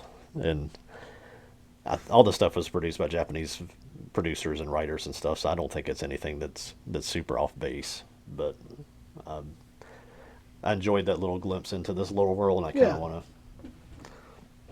I don't want to just watch another thing. I'd like to actually get it and read it. So. Well, it looks like maybe it was actually adapted into like comic book form as well, the manga. Yeah. Which is they do that sometimes. If you could get somebody like Michael Mann or somebody that understood his style to kind of do that sort of 80s Miami Vice atmosphere, that they did even through like the movie Heat, keep something that's kind of dark and kind of dramatic like that, and take that style to this, it'd be a great anime like cop story, cop movie. And simple story, if you just stick with the story and just tell the one that's in the 1988 movie, it'd be an easy movie to make. It wouldn't be something you'd have to build some great big lore behind. You don't have to commit to a three-part movie series to do it. You can just do this and just let it be what it is. But I could go through and start casting these characters from current actors right now. All those things that I keep saying they're trying to make me hate Idris Elba. I would make him Burley in a second. Yeah. But he'd be a great one. Yeah. So it's looking like it's available. There's different omnibuses and collections and stuff like that, but like it looks like Volume 1 is available on paperback and on Amazon for like $35. Yeah. So if you shop around and find used, it's probably accessible. I need to find George. Yeah, right. All right. Well, since you had Appleseed, I decided to include Dominion Tank Police, mostly because this is one of those things where I like to talk about Dominion Tank Police. I've probably mentioned it on the show at one point, but I don't see this as being enough to like base a whole discussion around it. There's a girl in high school that reminded me of one of them. They're cat girls. The Puma twins. If I remember right, she smelled like cigarettes. They probably smell like cigarettes too. So this is a dystopian future, as these things tend to be, and the world is like covered in like toxic clouds essentially, and the Dominion Tank Police is very much again kind of like a RoboCop feeling to it, police squad kind of thing. This is a comedy, unlike Appleseed. This is like the show starts where they're interrogating a guy. The main character, Leona, shows up, and she's like, it's her first day, and they're interrogating a guy with a grenade in his mouth, and the grenade falls out, and there's an explosion, that sort of stuff. Tank girl kind of. Not as slapstick. No, okay. Well, I don't know, because it gets there. I wouldn't essentially. Not essentially, but funnily enough, I would not equate it with Tank Girl. Okay. I would put those in two different categories. Gotcha. You would think because it's a tank. You would think, but there's 4 episodes. I know there's other versions of it, like there's a new Dominion Tank Police and stuff like that. But kind of like Appleseed, I saw it years ago, and I've never looked at the other media that came out surrounding Dominion Tank Police. You said this was the same Masame guy? Yep. Okay. Same guy. Gotcha. Mm-hmm. So you start off, and the main bad guy, Baku, it's him and these Puma girls that you see on the cover here, and they're trying to steal some clean urine from a hospital. And the people that this urine comes from, they're like humans that aren't sick, pretty much. And they're trying, and I don't really know why they're trying to. They're just trying to see. I'm assuming trying to see what a healthy human is, so they can make other people healthy. Okay. But anyway, the urine is like the MacGuffin here. This is the thing they need. And the Baku and the Puma Girls show up at the hospital to steal the urine, and the Dominion Tank Police get called, and they're off. And the thing about this series is it's bombastic.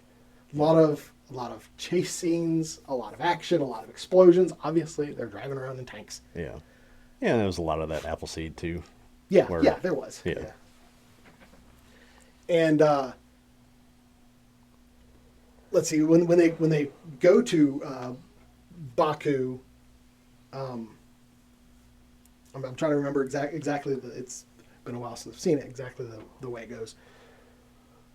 So they go to Baku, and Leona goes with the lieutenant. They're in his tank because she gets her own tank at some point, but initially it's just her with the lieutenant, and his tank gets destroyed during the chase. And Baku and the Puma Girls steal an ambulance, and they don't get away. But they get away, but all the urine's destroyed. And during this attempt to stop them, the lieutenant's tank gets destroyed, a building gets destroyed, and then you see like the mayor is yelling at the chief. Like there's this one scene that's really great. The scene is like 10 seconds long, but it's like 1 second of the mayor yelling at the chief. Then it's the chief yelling at the lieutenant. Then it's the lieutenant yelling at the tank police. Yeah. So you see like the chain of command there. It's a good little scene. But like that very much that has always made me think of RoboCop. Just the dynamics. How many times when I was in police work, I always heard about how poop rolls downhill. Yeah, exactly. That's this scene. You're at the bottom of the hill, so here comes the poop. And so the second episode, Baku's like, well, we need tanks. They have tanks, we need tanks. So he convinces the guy who's hired him to go get urine to finance some tanks for him. And at this point, we find out that Leona is working with like a younger cop to make her own tank. It's called Bonaparte. And when I say metal slug tank, do you know what the metal slug? Do you know what I'm talking about? I don't think it's so. It's a video game series. Oh no! From back like in the 90s, it's a side scroller. But anyway, the tank looks like a metal slug tank. Okay. And it's very. Let me actually bring one of those up. I'm going to bring up Bonaparte because it's a really endearing looking tank. I still love it from Appleseed. Tying all the things to like Greek names and that. Yeah, Napoleon. Throwing it into like something historical is always I think it's a little cool side feature of a lot of Japanese storytelling. It's just sometimes we were talking about that with the Evangelion. It's like it doesn't really have any real meaning. It sounds really cool. Yeah. And I'm completely fine with that. It's like what's that mean? It means nothing. It sounds cool. So that's Bonaparte. It's just a tiny little tank with like crazy looking treads. And the style of Dominion Tank Police, even the buildings and stuff, you're talking about how Appleseed, it's very like normal looking buildings. Yeah. All the buildings in this are very, very bubbly, very bulbous. So it looks like a different world than ours. Yeah. So anyway. Mario-like. So I think in the Mario-like, I can see that, yeah. So in the second episode, I think this is when Leona is taking part in the interrogation, and they have this like drug pusher on a wheel, and they're spinning him, and he has a grenade in his mouth, and she's like in a bunny outfit, and they're throwing knives at him. Of course, the grenade comes out, and there's an explosion, and Baku shows up with the Puma Girls. Wish I'd seen that back when I was still in police work. Right. Could have solved a couple of crimes a little quicker. Baku shows up and attacks the police. It's like, well, why are you attacking the police? Well, the reason is they have these deterrent discs. They call them like bio plates or bio discs or something. Well, all the tank police get together and they're running after them. And the Puma Girls throw out these plates, and the plates expand into like 10-foot long phalluses and flip all the tanks over. And then, of course, there's some jokes about, hey, if you've done your job, go down now, that kind of thing. And well, Leona was back at the police station working on Bonaparte, and she's finally got him fixed. So she's the only tank that's available. They follow Baku, and they thwart his plans, and they destroy. Is it? Yeah. Okay. I'm trying to remember if he actually gets away. I think they get away. They actually get away. They just destroy another building, and that's pretty much the end of that like arc. Yeah. There's not like I'm explaining it. I'm telling you about a lot of the stuff that happened, but not a lot happens. Yeah. It's just like I said. It's a bombastic. It's a mechanism lot of action. to show the world and the.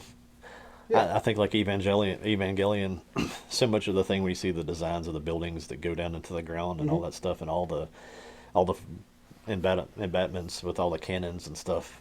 They have nothing to do with the story, Nah, but it's just cool. It's just really cool to see. A lot of times it's the mechanical design, the world design, all that's just kind of fun to see. Yeah. With fan service. And I think this is where like Leona becomes a part of the crew at the end because like the mayor is yelling at everybody this time. She's not just yelling at the chief. And Leona, being the only girl on the crew, she actually pulls a gun and shoots at the mayor to get her to shut up. And so she becomes like, hey, you're a part of us now. It's a nice little forced arc, but it's nice. Go ahead. There's a lot of good life lessons there. Yeah. Yeah. The other two episodes. Won't say that out loud on YouTube, but firing at politicians to get them to shut up. Right. The taken the wrong way for sure. Absolutely. Well, that's why fiction is fun. Yeah. The other two episodes is a whole nother arc, which involves Baku trying to get, and the Puma girls, of course, trying to get a piece of art.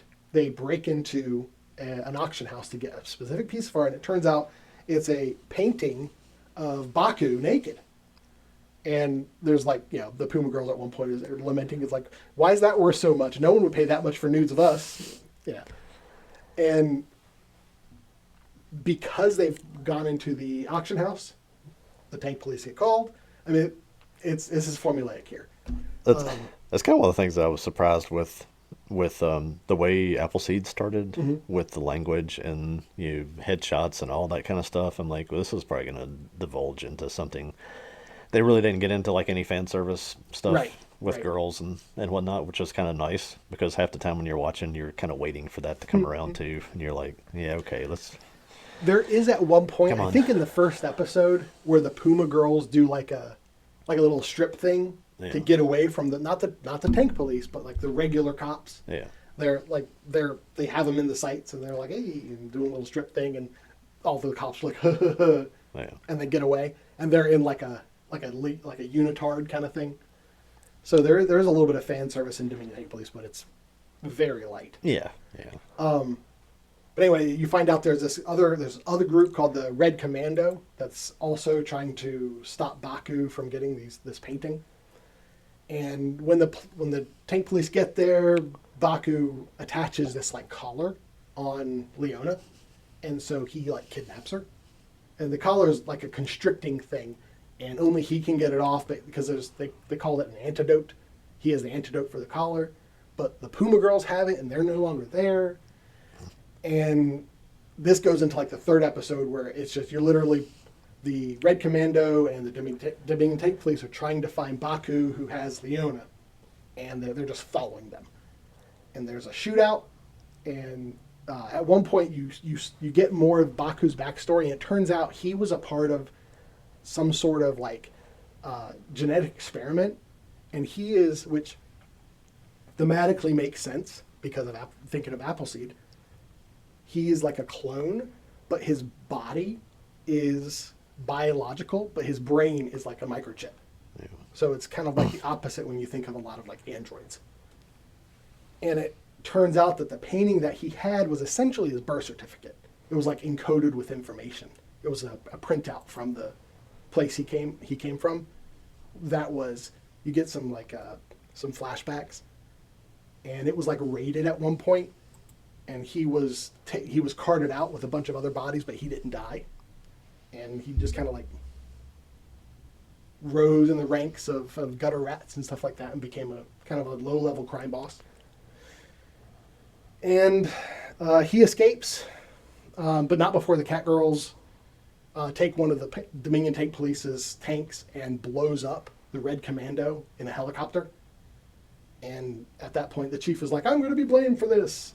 Like slapstick stuff. And that's pretty much the end of it. It's like I said, it's not Shakespeare or anything. It's not even nowhere near thought provoking as Appleseed. Yeah. But it's fun, and that's the thing I love about it. Yeah. So, I don't, when you call one of these guys by their just one name, do you call him Masume or do you call him Shiro? I always forget which way you're supposed to do it. I think Shiro's his first name. Masume is his last name. Okay. You get somebody that has that kind of body of work like he does. It would be cool to see it get more treatment again today. Now, I complain about people remaking stuff, and I know some of this stuff is probably sacred to people that grew up on it, and they don't want to see it remade too. But because I missed all this stuff kind of growing up and tracking some of this kind of stuff down, or these are things I'd never hear about if you didn't tell me about it or show it to me, because I'd just be like, if this was the cover I saw when I was like browsing through things, I'd be like, yeah, what's behind that one? But yeah, at least they put it at the top to let you know it's from him, from Ghost in the Shell. From the guy who made Ghost in the Shell. That makes it something that you kind of want to see. It sounds like it would be a cool, the same way they kind of spread out with the Matrix stuff into the Animatrix and all these little mini things to do some of his kind of works or ideas into, like an anthology type thing would be kind of cool. But yeah, do you own a copy of that, or how did you see it? I do own a copy of it. Yeah, I can let you borrow it. Okay. It's fun. Yeah, I won't have any time to watch it anytime soon. I'm sure. Let me remind me of that in a couple months. Where to watch Dominion Tank Police? It may very well be on Crunchyroll or something. I don't search for. I wouldn't even stop if I saw that on Crunchyroll because I didn't know anything about it. Looks like it's on YouTube. Okay. 38 minutes, 33. Yeah, and the only reason, like I said, the only reason I started with the Appleseed is because it's on Prime for some reason right now, and I was like, okay. On this particular, I just Googled where to watch Dominion Tank Police, and it was YouTube was one of the first thing that came up. Yeah. It looks like not only is Dominion Tank Police, but new Dominion Tank Police, which look like 3 episodes, and then it looks like a reposting of the original. Yeah. So yeah, at least Dominion Tank Police and new Dominion Tank Police. I don't know if anything exists beyond those two. I know there's a manga that it's based on, but isn't everything. So almost everything. Kind of repeating myself there, but I'm gonna track down the Appleseed manga if I can, and then go from there. And if I enjoy reading that, then that'll definitely probably branch into some of this kind of stuff.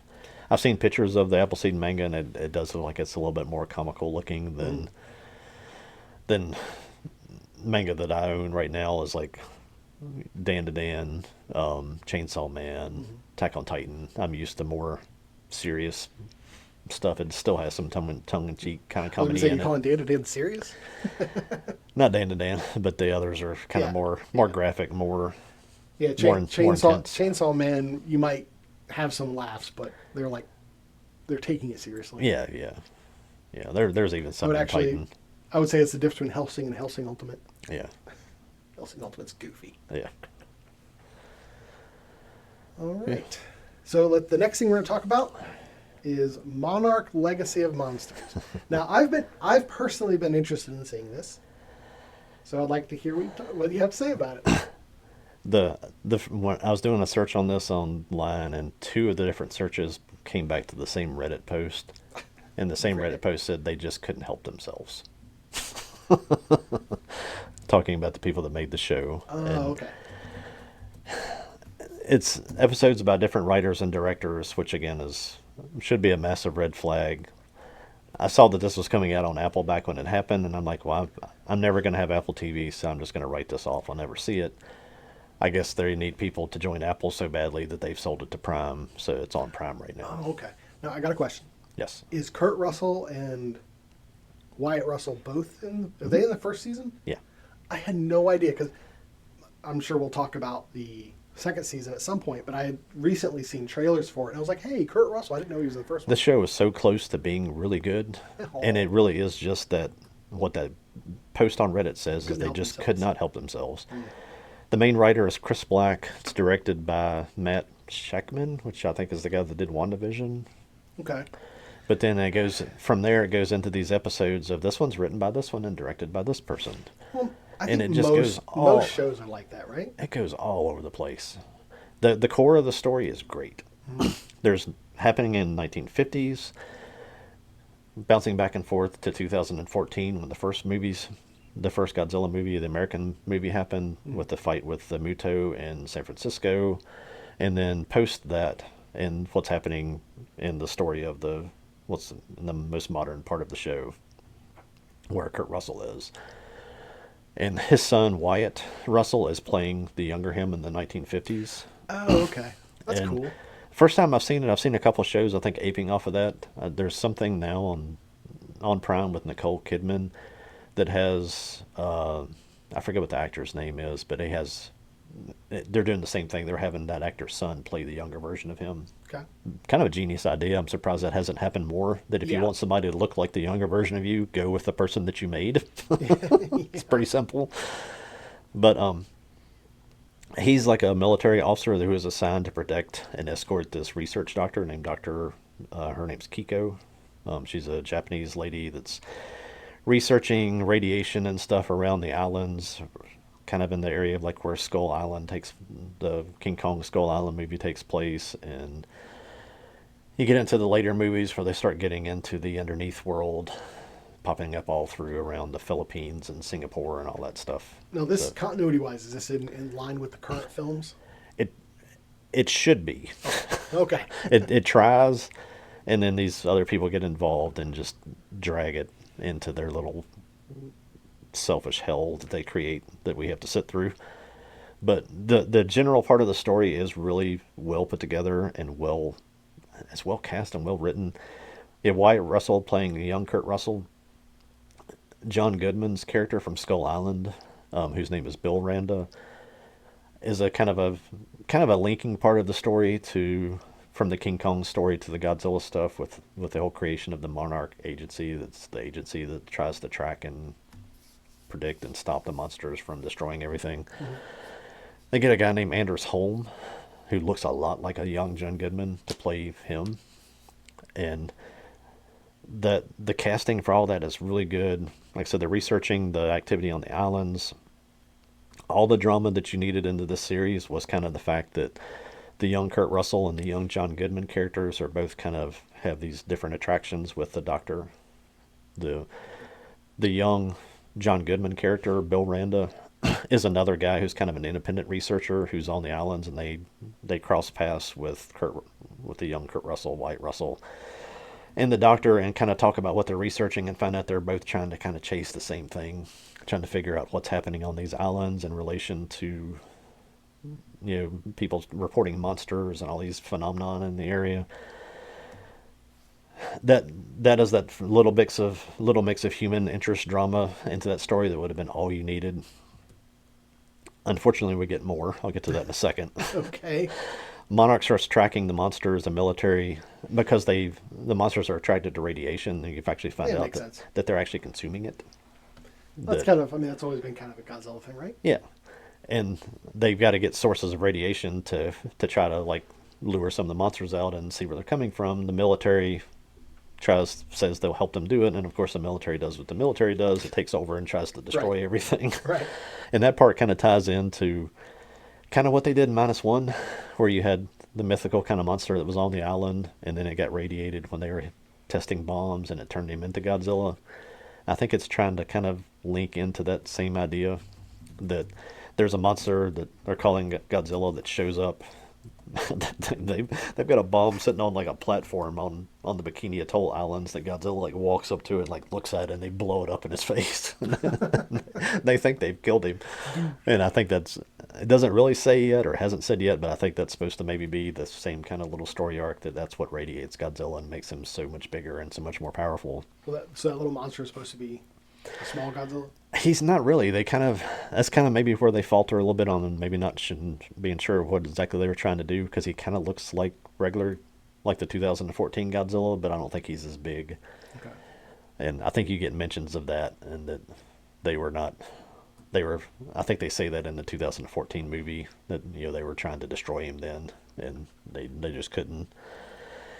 The whole idea of and I like this part of the story writing too. The idea of the apex, the people in King of Monsters that free Ghidorah, and then the Godzilla versus Kong that create Mechagodzilla. Okay.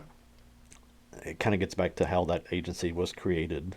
So it's kind of providing some backstory, and it works. That all part of it is written well. And then there's one other little storyline too, which is again probably enough if you had to add one more storyline into this thing. That these the kids in this modern part of it, there's these two Japanese brothers and sisters that share a father, have different families, one in San Francisco and one in Japan.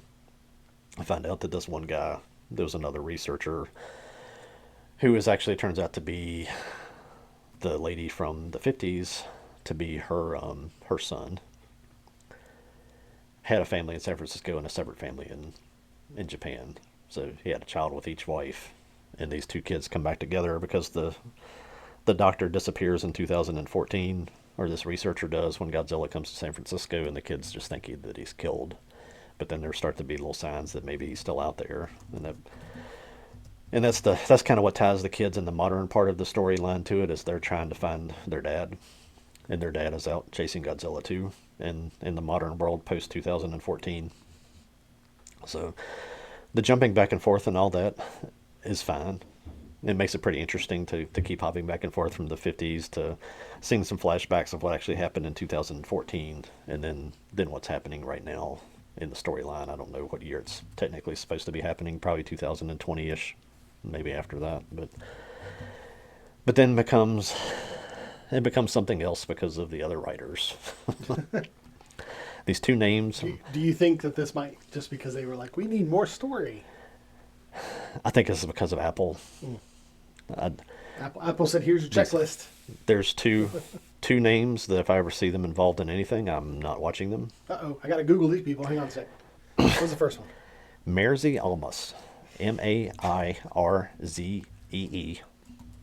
Almas. Almas. She's known for injecting lesbian storylines into Batwoman, Supergirl, Shadowhunters, The 100, Jessica Jones, some other properties as well. That's what she does. The second one's name is... I'm trying to remember Jessica Jones. Yeah, I watched Jessica Jones. I've never watched it, so... It's pretty good. The second name is Mariko Tamaki, and she's known for writing lesbians in the comics, including She-Hulk, Supergirl, and Batman. Mariko Tamaki. Tamaki. The one quote at the... I recognize her. She had a Starfire. I am not Starfire. Back in 2021. Have you ever seen that? I heard about it. I know what you're talking about. I mean, it's a self-insert. I think she plays Starfire. She plays... I mean, yeah, the character that looks like is supposed to be her or whatever. I think it's supposed to be Starfire's daughter, and she's like, I'm not Starfire, I'm her daughter. I'm different. I'm my own woman. I'm her chubby daughter. Yeah. The quote at the beginning of one of the articles that I saw on this Tamaki lady is a quote from her. It says, "We're constantly pushing back against someone trying to tell us our reality is wrong." Mm-hmm. She's an activist. She's written about female teachers having relationships with their girl students in multiple comics. Okay. So that's who she is. Well, I actually recently, I think this is the comic, Zatanna, Bringing Down the House. I think I recently got a Zatanna trade. I think that was it. If so, I'll let you know. It looks like she wrote it. This Almas lady wrote episode 5 and 6, okay. And this takes... Did you ever see Shogun, the series on FX? Yeah. Okay. The young Japanese girl in that plays like the princess or the next queen or whatever, I forget what the title was. She's the daughter of the half of the family that's in San Francisco.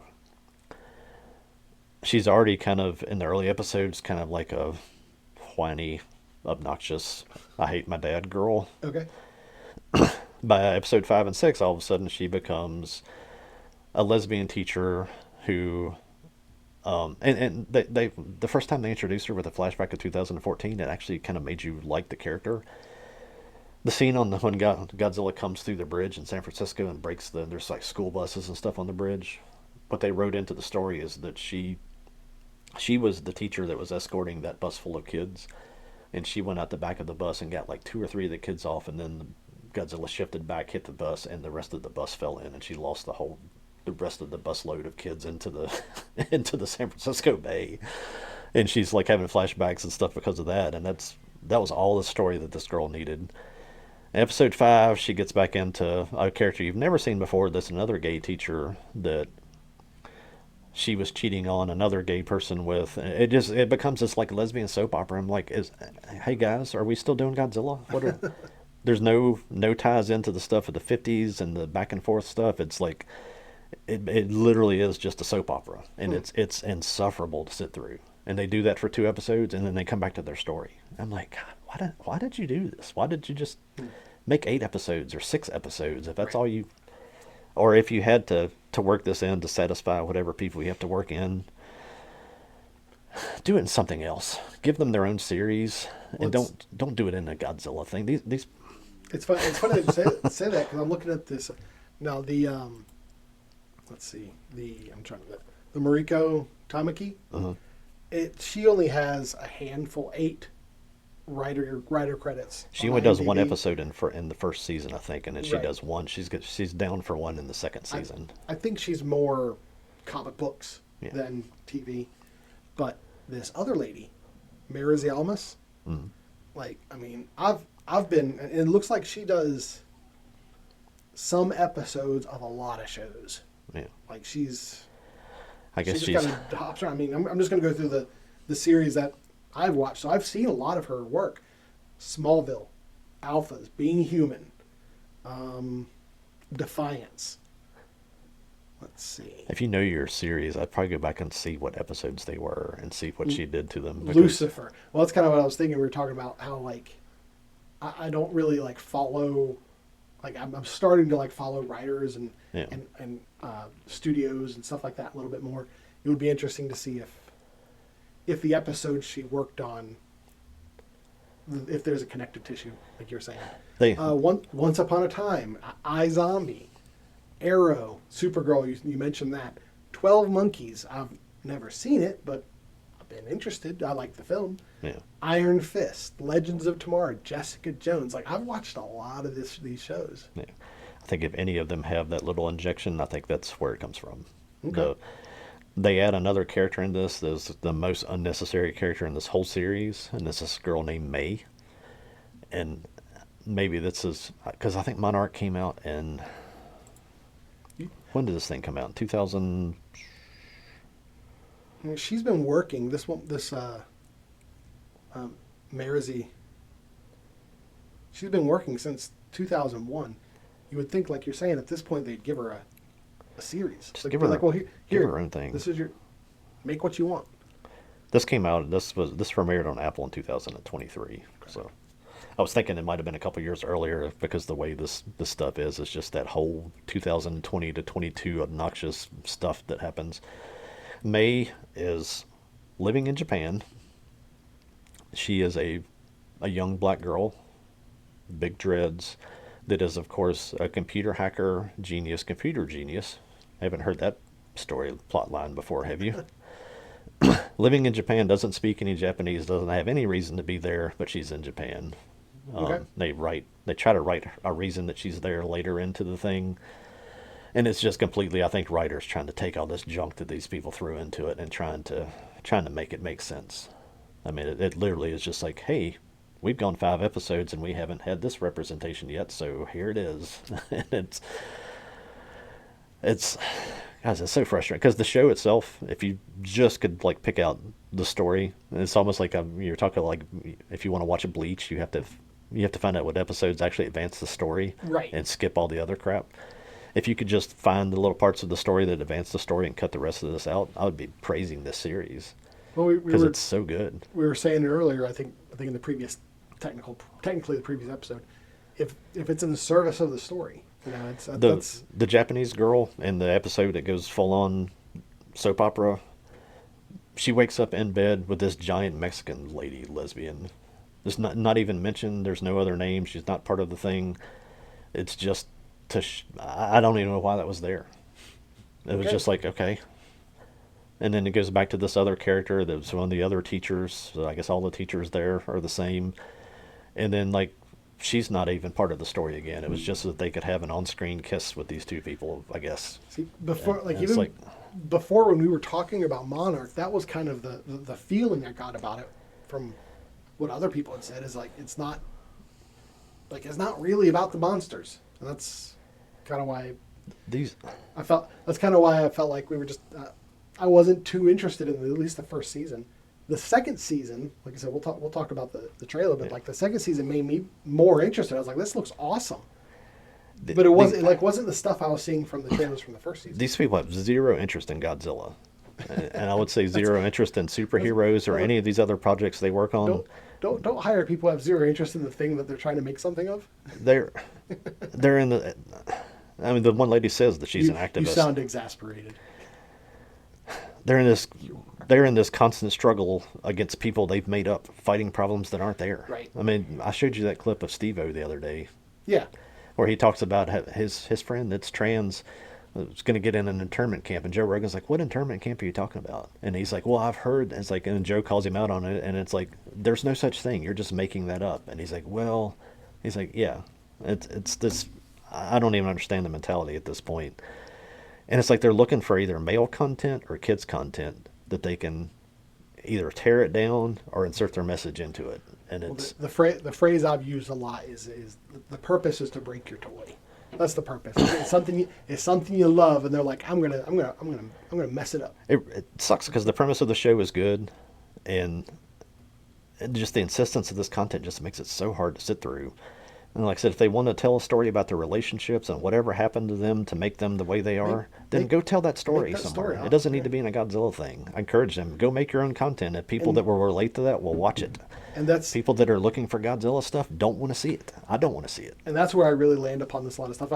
I've said to you a lot before is like I'm not opposed to any media existing. If in fiction and you're going to make something, great, make it. I think everybody who wants to make the story should be allowed to make the story, barring can you get funding? Can you, can't get funding? Go get a video camera from Goodwill and make your story. Give me either one of these with no time, no prep. Don't let them prepare. Yeah. Bring them right here in front of me, and let's talk about Godzilla. And you're going to find out that they don't know anything about it. That if they were going to get pressed on it, they would have a team of people help them prepare some little facts so they could sound like they know something about it. And it's like the big complaint I have, and this is across media, in all media at this point, is people get into making creative media for people they don't like, and two they want to preach to. Yeah. And I'm like, if that is why you're getting into whatever you're getting into, stay out of it. Yeah. That's the wrong reason to make something. Let me come into a series about two lesbians working their way through college and have somebody come in and teach you both how to go into the kitchen and make sandwiches. I saw some post years ago that was joking about that. Like, we should, a bunch of men should infiltrate the romantic genre, and then just completely subvert it and just have like buxom women in bikinis halfway through. Or everybody just meets some guy shows up to cut their grass, they fall in love, and they have 8 kids. Yeah, right. And then they start going to church. So I pulled up a chronological order of the MonsterVerse timeline. You want to hear it? Of what? Of this. Of this? Yep. This is what like Reddit says. Yeah. So this is 1 through 13. Godzilla Awakening. Apparently that's a comic. Monarch Legacy of Monsters, the 50s flashback parts. Kong Skull Island. Yeah. Skull Island Netflix. What's that? Another cartoon they made with That's a a bunch cartoon. of that same stuff injected into it. Okay. Skull Island, The Birth of Kong. That looks like it might have been a comic. Probably. Godzilla 2014. Godzilla Aftershock, comic book. Monarch Legacy of Monsters, current timeline. Yeah. Then Godzilla King of Monsters, then Kingdom Kong. I'm assuming that's a comic book. Kingdom Kong? I guess that's a book, or maybe they're talking about the whole Kong series or something. I'm not sure. Maybe. Godzilla Dominion, another comic book. Godzilla vs. Kong, and Godzilla vs. Kong the Hunted. Yeah. So yeah, it looks like the current Godzilla films are all after Legacy of Monsters.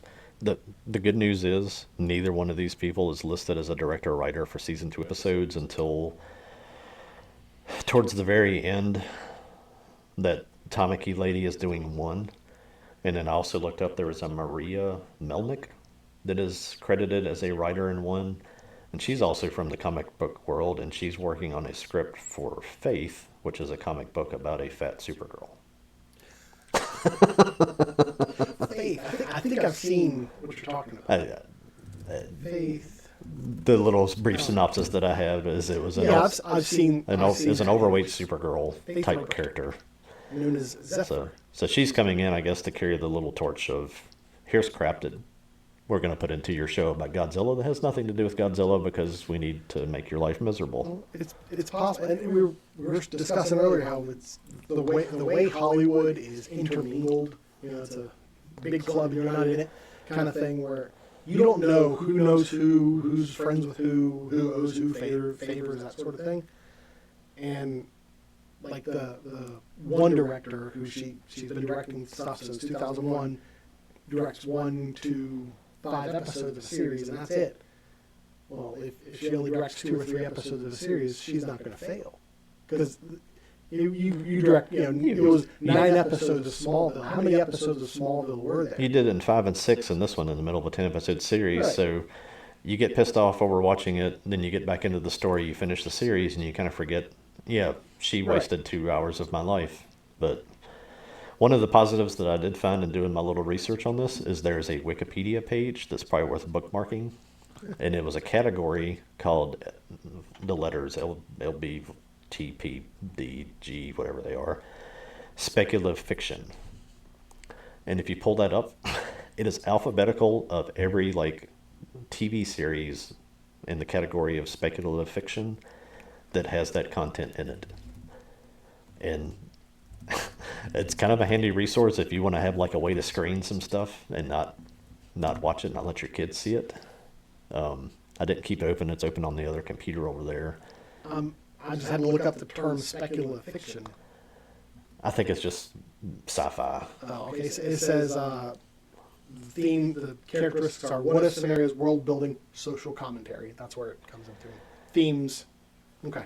But if you find that category on Wikipedia, save it, because it has an alphabetical listing of every show, and it's horrifying to look at how many of them are actually kids' cartoons that it's all worked into.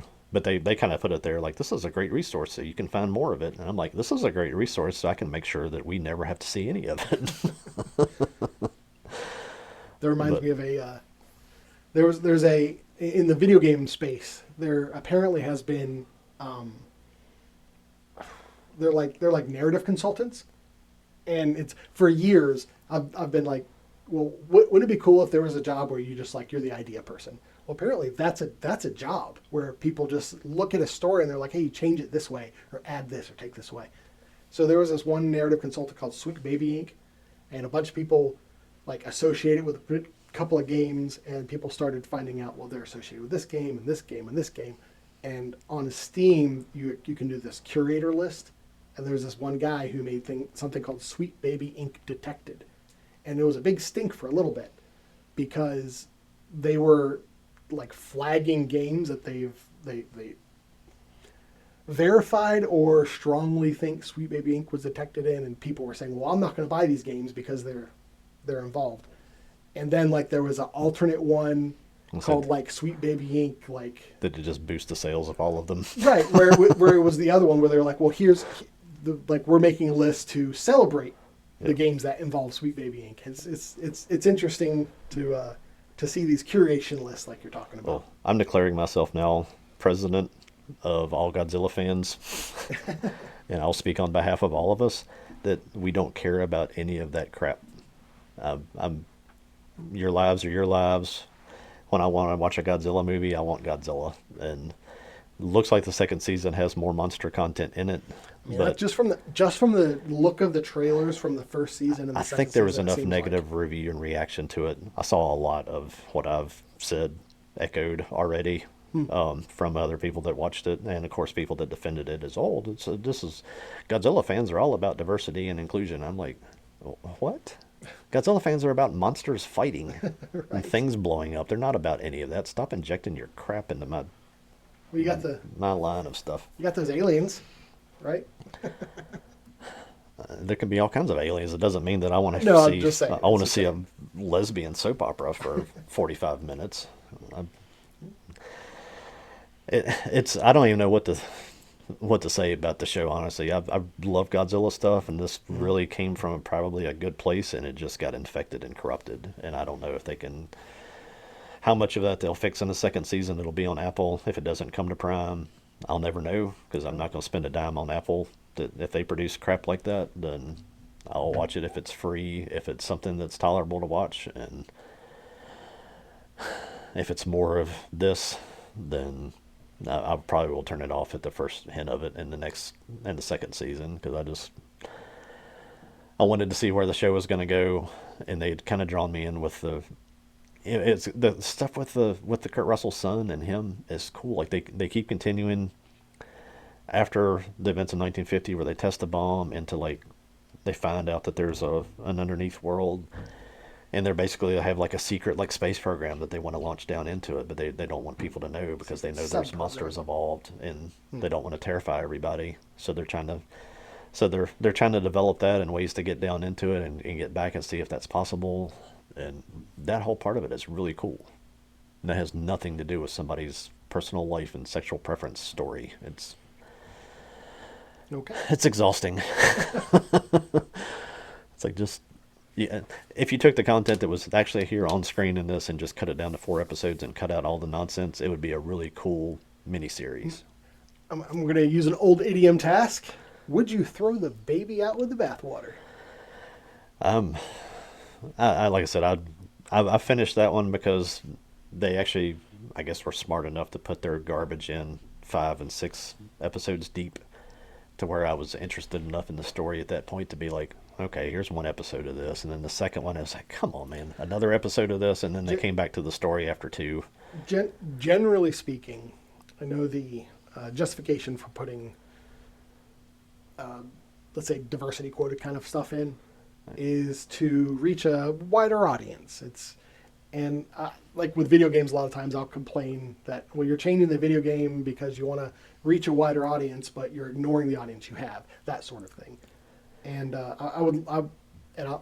we don't have access to this information, but Apple has access to the information of like, well, this is how many people you think are not interested in seeing more Monarch Legacy of Monsters because they didn't like the extra stuff. And this is the number of people that are interested because of the extra stuff. So I wonder what that calculus comes out to. I assume the only black character, well. the only black character in here was that computer hacker girl. Okay. It's like, why couldn't there be a military guy or anybody else in this whole world of other characters that you could have added? So if you needed some black characters to make that more representative or whatever.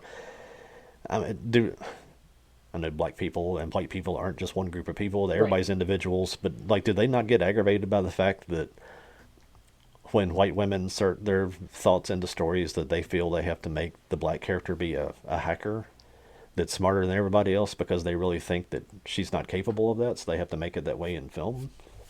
To me, that would insult me. It's like I've seen a handful of commentators like saying essentially that, saying they don't, there are people who dislike the tokenism. Yeah, I mean, there's military characters in here. There's other scientists, other researchers. There's people that, once you get into the modern world, there's a tech firm, and there's the modern day Monarch stuff. And like, any of those people could be cast by anybody. Yeah. It wouldn't matter what they were. They would just be another character. And if you wrote them interesting, then it'd be fine. But it's like the only one that you added was one that was obnoxious and unnecessary, and you made her you made her into this trope that you have to do because that's the only that's the only thing that y'all can think of. I'll ask again. As someone who hasn't watched it, would you throw the baby out with the bathwater? Would you say don't bother, or hey, go in, just know this is in there, but go in and it's worth watching. If you're a fan of Kurt Russell and you like Godzilla stuff, yeah, watch it and skip 5. There's nothing that happens in 5 and 6. I was wondering about anything that. to do If there was any narrative beats that people need to know. I don't think so. See that there might be 5 minutes of something that happens in 1950 that they throw in there just to keep you. That probably is as a consumer of media, that's more frustrating than the inclusion of that stuff. Yeah. It's the isolated inclusion. Like, if they're going to have one of the characters be a lesbian and she's a lesbian, that's the whole series. She's a lesbian. Okay, fine. But to take like an entire show, one entire episode or 2 episodes in this case, and focus just on that, just so you can get like the quota in, that's frustrating. I don't think there's been a heterosexual ounce of affection in this at all. There hasn't been a kiss, and I think there was maybe the Doctor and young Kurt Russell maybe put their hand on each other's hand at one point. Well, because it's not about that. And I think right? they danced at a military ball where she was there to help them get funding, and I think you get that little bit of they're maybe getting a little bit too attracted if if this is supposed to be a professional relationship kind of thing.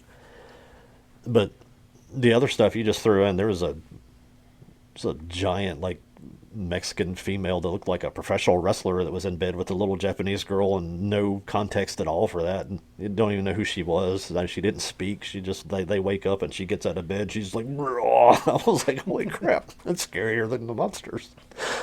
And then they added in another teacher just so they could have a little kiss scene in front of a coffee shop, and I was like, how are they monsters? I mean, there are monsters in it, right? That was the big thing that I heard when it first came out, was like, they're not even in this. They're not in it much, and my understanding of they had limited budget and all this kind of stuff. And like, then why did you shoot extra episodes that weren't necessary? Right. You could have shot 4 episodes and had more monsters. Yeah, put that budget toward the monsters. So, who knows? It's all right. Watch it if you really want to watch it. If you must. I think I'll wait. I think I'll wait to hear what you think about the second season whenever that happens. Yeah, it's because the second season, according to the trailers, it's full of monsters. The dynamic, the way they shot the scenes with the young versions and the stuff was really cool. But those are different writers, different directors. Why they just couldn't let those people have the story and just do the whole thing, I don't understand. But whatever gets these people by, I don't. It is what it is. This is why I don't have an iPhone, because every time you pay for any of this kind of stuff, I don't have Netflix. I don't do any of that stuff because it supports the same people, and there's lines I can draw that my little bit of input is not going to change that world, but I also can get by knowing that I'm not supporting it either. So I'm fine with that. It's all one big pot, especially with Paramount getting bought by WB. Who bought them? Warner Brothers. WB got bought by Paramount. By Paramount, yeah, which is better than Netflix. That'll be interesting. Let's see how that pans out. A lot of fans. This is completely an aside, but a lot of Zack Snyder fans are like, they're going to bring the Snyderverse back. I'm like, no, they're not. If it ever comes down to it, I have enough content on my drawer of DVDs over there, and I've got another one upstairs that's equally as big. I can watch stuff until I'm dead. If Appleseed and Dominion Tank Police tell you anything, there's a lot of stuff you haven't seen. So. Yeah. There's a lot of old stuff I haven't seen in a long time, and I should just go watch again. I still want to watch. I still want to see Phantasm, that series. I think there's like 3 or 4 of them. That scared the bejesus out of me as a kid. It scared me so bad. I've always wanted to go back to see it, but that guy was like an Undertaker, right? Yeah. And a little silver ball with spikes on it. This is drilled through your head. Far aside. I had to go to funeral homes as part of being a deputy for death scenes that I was involved in, whether it was a crash or something else. And I've always been terrified being inside of a funeral home because of those freaking movies. I'm literally there to like do my job and take pictures and document what I'm supposed to document, and I'm the whole time just I'm looking over shoulders and seeing if there's any like little like vaults that are slightly open. And horror movies have messed me up on stuff like that. Not even mentioning the horror of the stuff that I actually was there to see. If your Well, police are in a funeral home to document what's on the table, that's usually not a very Not a pleasant good- set of yeah. circumstances. I was gonna say I can only imagine. No, I probably can't. I probably cannot imagine. It's not It's worth. Nobody not should even have, gonna try. Nobody should have to see it. No, I've said often. I've said often with you.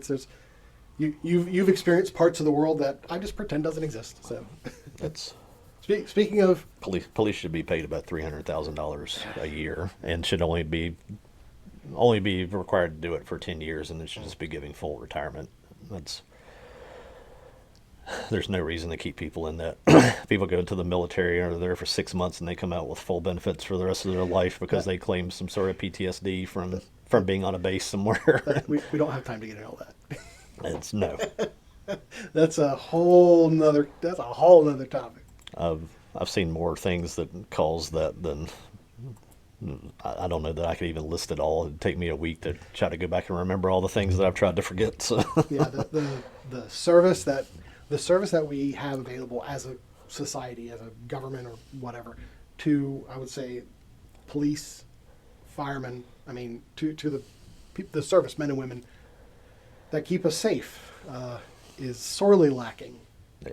And I mean, I would include the VA in that, but I know enough about the VA to know that the VA does a lot for people. What they're doing But- in the military now, but they're not. But that doesn't translate to cops and. the warrior Firemen. culture they're trying to promote in the military right now, where you want the very best of the best and you want them while they're at their best, is what the police work needs to be. You don't need to be in it when you're 18. I think most departments won't hire you until you're 21 anyway.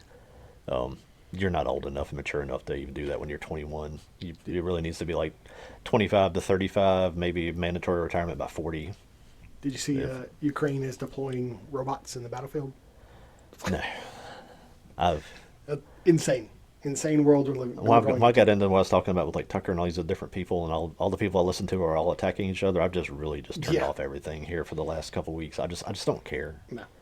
Let me know if somebody's landing on the shores of Virginia. Let me know. Yeah. I'll help you fix that real quick. And outside of that, I don't care. How do we segue out of this? Next, You get something to eat? well, the last thing we were talking about. We could sit here and talk for a while longer, but This could be We're running long. This could be advice to me just on all of that, on watching Right. shows like this. good or luck, have fun, don't die. What's going on in the Yeah. world? Good luck, have fun, don't die. I'm not going to get too far into this simply because it's one of those films that if you say too much about it, you start spoiling it. Yeah. There's even a comment I want to say that I think would be too much. This So is anyway, the actor that I have the absolute worst time ever remembering his name. I'll look it up.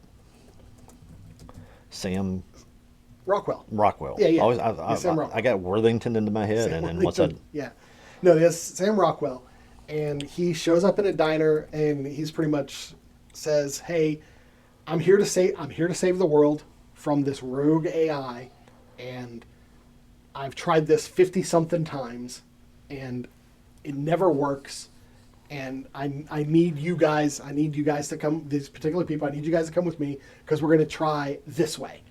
And the idea is kind of like a Groundhog Day situation where every time he goes through something will go wrong, and he has a button that he has with him the whole time, and he presses the button, and everything gets reset, and he goes back to the very beginning. And so yeah, he's there to get a new group of people to try a different configuration, and there's like 20 or so people in this diner, and he goes through and he talks to multiple people, and he says stuff about them or talks about them in ways that they know, okay, you do know me from somehow, you know stuff about me, like there's this one guy that he's like, first I need are there any volunteers? That's how he starts off, and like one guy raises his hand and he's like, no, it never works out with you. It's great. I was just looking at the cast real quick, and that's an instant sell It's already got Sam Rockwell, Haley Lou Richardson, Juno Temple, Michael Pena, Zazie Beetz. I'm like, okay, Yeah. I'll watch Oh this. yeah. It is. This is one of those. We just got finished talking about what you felt was forced representation in Monarch. Yeah. This is, if you want to see a movie, how is representation like done naturally? Yeah. This is it. Yeah. It's great. Like I didn't feel as if there was anybody in this that was miscast, that they were in This was like in a restaurant, right? in a restaurant. Yeah. And How hard is it to walk into a restaurant? and just see a bunch of Do, diverse do, people? do some Yeah. research. Walk into a restaurant locally by you 10 times Mm-hmm. in 10 days and just document how many of these people did I see. I mean, that's not hard to do. And you get, and it's almost an anthology series or an anthology film, because as he talks to different people, you get to see like the backstory, like you see their life, what their life is like, and good. I probably should have seen this in the theater because Yeah. I liked the whole concept of this movie and wanted to see it. And I don't know what we were doing at the time that was going on. We didn't even think about going to the movies. It's been about a month, isn't it? Yeah, yeah. When you see it, let's bring it back up, because I have some like narrative questions and stuff I want to discuss. Yeah. That if I even brought them up, it would ruin it. I gotta look. Okay, she's 34. Is that too creepy for me to like somebody that's 34? 34. pushing it. The gr- There's a the girl- rule. It's The girl from Arcadian she's 24. That's the age of my children. That's too young. 34 is probably too young too. But Zazie Beetz is ridiculous. She's a beautiful woman. Well, she's in that. She's in that other film that we. The hotel murder Yeah, thing. something. That's a. I want to see that in the theater. I mean, shoot. And it's not just that she's the eye candy. She's good in everything I've seen her in. She was in Bullet Train. She was in Deadpool. She was in the Joker movie. The Deadpool casting of her as Domino. That was one of those castings. When I heard she was Domino, I was like, Domino is supposed to have like pale white skin, right? And so I was resistant, but I was like, let me give it a chance, and she was fantastic. I had the X-Force comics, and I was the same way. I'd read a little bit of that, and I never followed through on those. Well, and I was the same way where I remember Domino from that. And I'm like, how are they casting her to be that? And I was like, and the reason she has the reason the character Domino has pale white skin is because she's a product of experimentation, Yeah. and that's why her skin's all pale white. But I was 100. I mean, if you asked me, it showed me to give casting a chance, because sometimes they just find the right person for the right role. if you asked me Definitely. about who played Domino and that, I would have been like, oh, it was that black girl. It was like, Yeah. no, it's that hot girl. And it's not just, there's people that are physically attractive that are obnoxious. She might be one of those people that would come here and just completely hate anybody in my part of the country. but she comes off anyway as somebody that's a very grounded, kind of funny. I like to use the word. I like to use the word delight. Everything I've seen her in, she seems to be a delight. Yeah. And I'd say the exact same thing with Sam Rockwell. He's a delight to watch. I love Sam Rockwell as an actor. I have absolutely zero idea of what any of his politics are. I don't care. Yeah, Sam Rockwell's great. Same thing with her. I don't want to know. I don't care. It's great. If you want to show me a video of what she thinks, it's like, nah, just don't. She's born in Germany. I didn't realize that. That's cool. That's even better. If she had a little bit of a German accent, that's the greatest accent on the planet. Not from men, but German. Women speaking German that's good stuff. So this says the 3 films that inspired Good Luck, Have Fun, Don't Die is Repo Man, Dog Day Afternoon, and Akira. I don't get that, and we can once you watch it, we'll talk about what inspired this film. It's fun. It's not a serious film at all. Yeah, obviously it's a comedy, but like even narratively, you gotta leave your suspension of disbelief at the door, because there are things that happen in it that's just outright ridiculous. Time travel, so yeah. If you're telling me it's a time travel movie, I'm not coming into it like, let's examine the physics of that. I'm like, nah. You almost have to step a little beyond that. Just accept it. Have good luck. Have fun. You won't die. Haley Lou Richardson. I don't know if you remember too. She is the she was the main girl in Split. With Was she the creature? no, she's the girl that's the one that's trying to get away. Oh no, I'm thinking Splice. Sorry. No, The I'm sorry. That's Anna Joy Taylor, but she's the other. She's one of the girls in that's Split. with her. Yeah. Okay. When you said Split, I thought that movie Splice with that creature. I was thinking for a second she was the main girl. I forgot. Anna Joy Okay. Taylor is the main one. She's the. There's two girls that get caught with her, and Right. she's the one that, the second one to go. Well, at least I enjoyed Good Luck, Have Fun, Don't Die. Yeah, there's a Yeah. bunch of movies that I'll give it a try if it's got the right people in it. Whether it's something that I really am super interested in it. Juno Temple's been in so many different things. And the writer is Matthew Robinson, and I know we looked him up before. Love and Monsters. Yeah, Monster Trucks. Yeah, that was it. Was like, okay, this kind of seems to be like his big shot at Yeah. something. Yeah, And I think it was relatively well received and successful. So, oh yeah, I want to say the director did something where he like did something on social media where he did a stop motion hand drawn thing where he like thanked people for seeing it in the theater. It was a nice gesture. I mean, the same thing like with Tom Cruise shot the little thing and say, I Yeah. really Yeah, hope that's you guys nice. enjoy this movie. It's no skin off his back, but it's one of those things that really does kind of connect you a little bit more to it than you would be otherwise. I mean, how hard is it to say? We taught my kids for years, say please and thank you and sir and ma'am. It's not hard to do. It doesn't cost anything, and it will cost you if you don't do it. If I'm standing there and I hear you not do it, then There's nothing that turns people off quicker is feeling like they're obligated to do something, or you feel that they owe you something. well, it's my whole frustration with my whole rant on the Legacy of Monster stuff is just that you feel like I have to listen to your complaint about your personal life, and I'm like, no, I want to watch Godzilla. I'm sorry that you've imagined yourself into a bad place, but I don't care. I can care if you want help. I can help you get out of that bad place. Contact me. We'll go to church. There's lots of things that can get you out of that bad place, but you sitting there and dwelling on it and forcing some kind of crazy stuff on other people is not going to get you out of it. Well, that's it for our appetizers for Yeah. this month. There's a lot. There was a lot there. Well, I was trying to speed through my first stuff because I knew that the Godzilla thing was going to be, yeah, it was about another 2.5 hours about. yeah. But But that's okay. I think Lawnmower Man will probably be a faster episode because unlike like The Matrix or some of the other things we've talked about where it's this whole, we'll use the term they used, the whole transmedia and Yeah. franchise they have to contend with. With Lawnmower Man, you got the movie, you got the short story it was based on, and the sequel, which I like to pretend doesn't exist. did not know that it existed. Oh, no. I think I've probably seen Ignore it. that it was a thing. Stay but away. That's like Pet Cemetery 2. They made a sequel to that, and it was Yeah. like I watched that because I was such a big fan of Pet Cemetery, and it was like, oh my gosh, this is bad.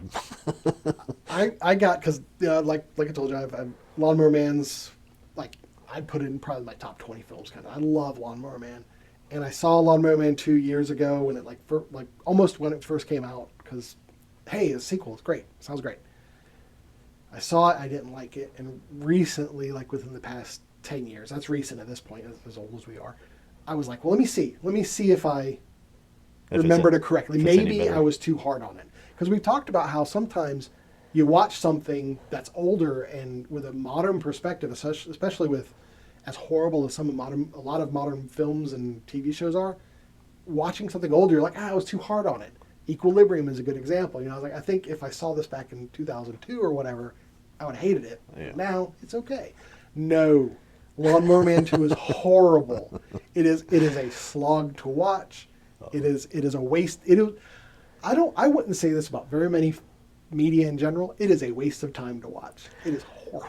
Excuse me. I apologize to everybody who made it. I'm sure you made it with love, but it's terrible. There's a handful of things I've tried to watch that are like that. That you go, it's like, well, maybe it's gonna do this, and it just keeps on and keeps on. It's like, oh my goodness, it's like, why am I watching this? Did you ever see the Stan miniseries back in the 90s? The first one, yes. Yeah. Yeah. The guy who played the bomb man, trash man. Yeah. I'm not sure I can remember that at this point, but Okay. yeah. You don't have him visual. Okay. Anyway, No. the guy who played the trash man in The Stand plays Job in Okay. Lawnmower Man 2. He looks nothing like they didn't even try to get a guy that looked like the actor. Yeah. I don't know. It's horrible. Yeah. I might talk about if I can find some good media, and this might maybe not in the main course. It might be. Well, I might talk about it in the main course because we don't have a leftover or anything. There was a video game that came out. It was like on CD-ROM, and it was so cool because it was on CD-ROM. I might talk about that. It was based on the film, not. Yeah. Yeah. Anyway. I'll watch the movie first and then Yeah. see if that spawns, if it keys me into something else that is related, or at least that I think I can relate to it or something. But I'll it's been gladly watch the movie, and I'll look at the short story. You know. yeah, yeah. It's been so long since I've seen it that I don't have enough active memory to. You know, I almost.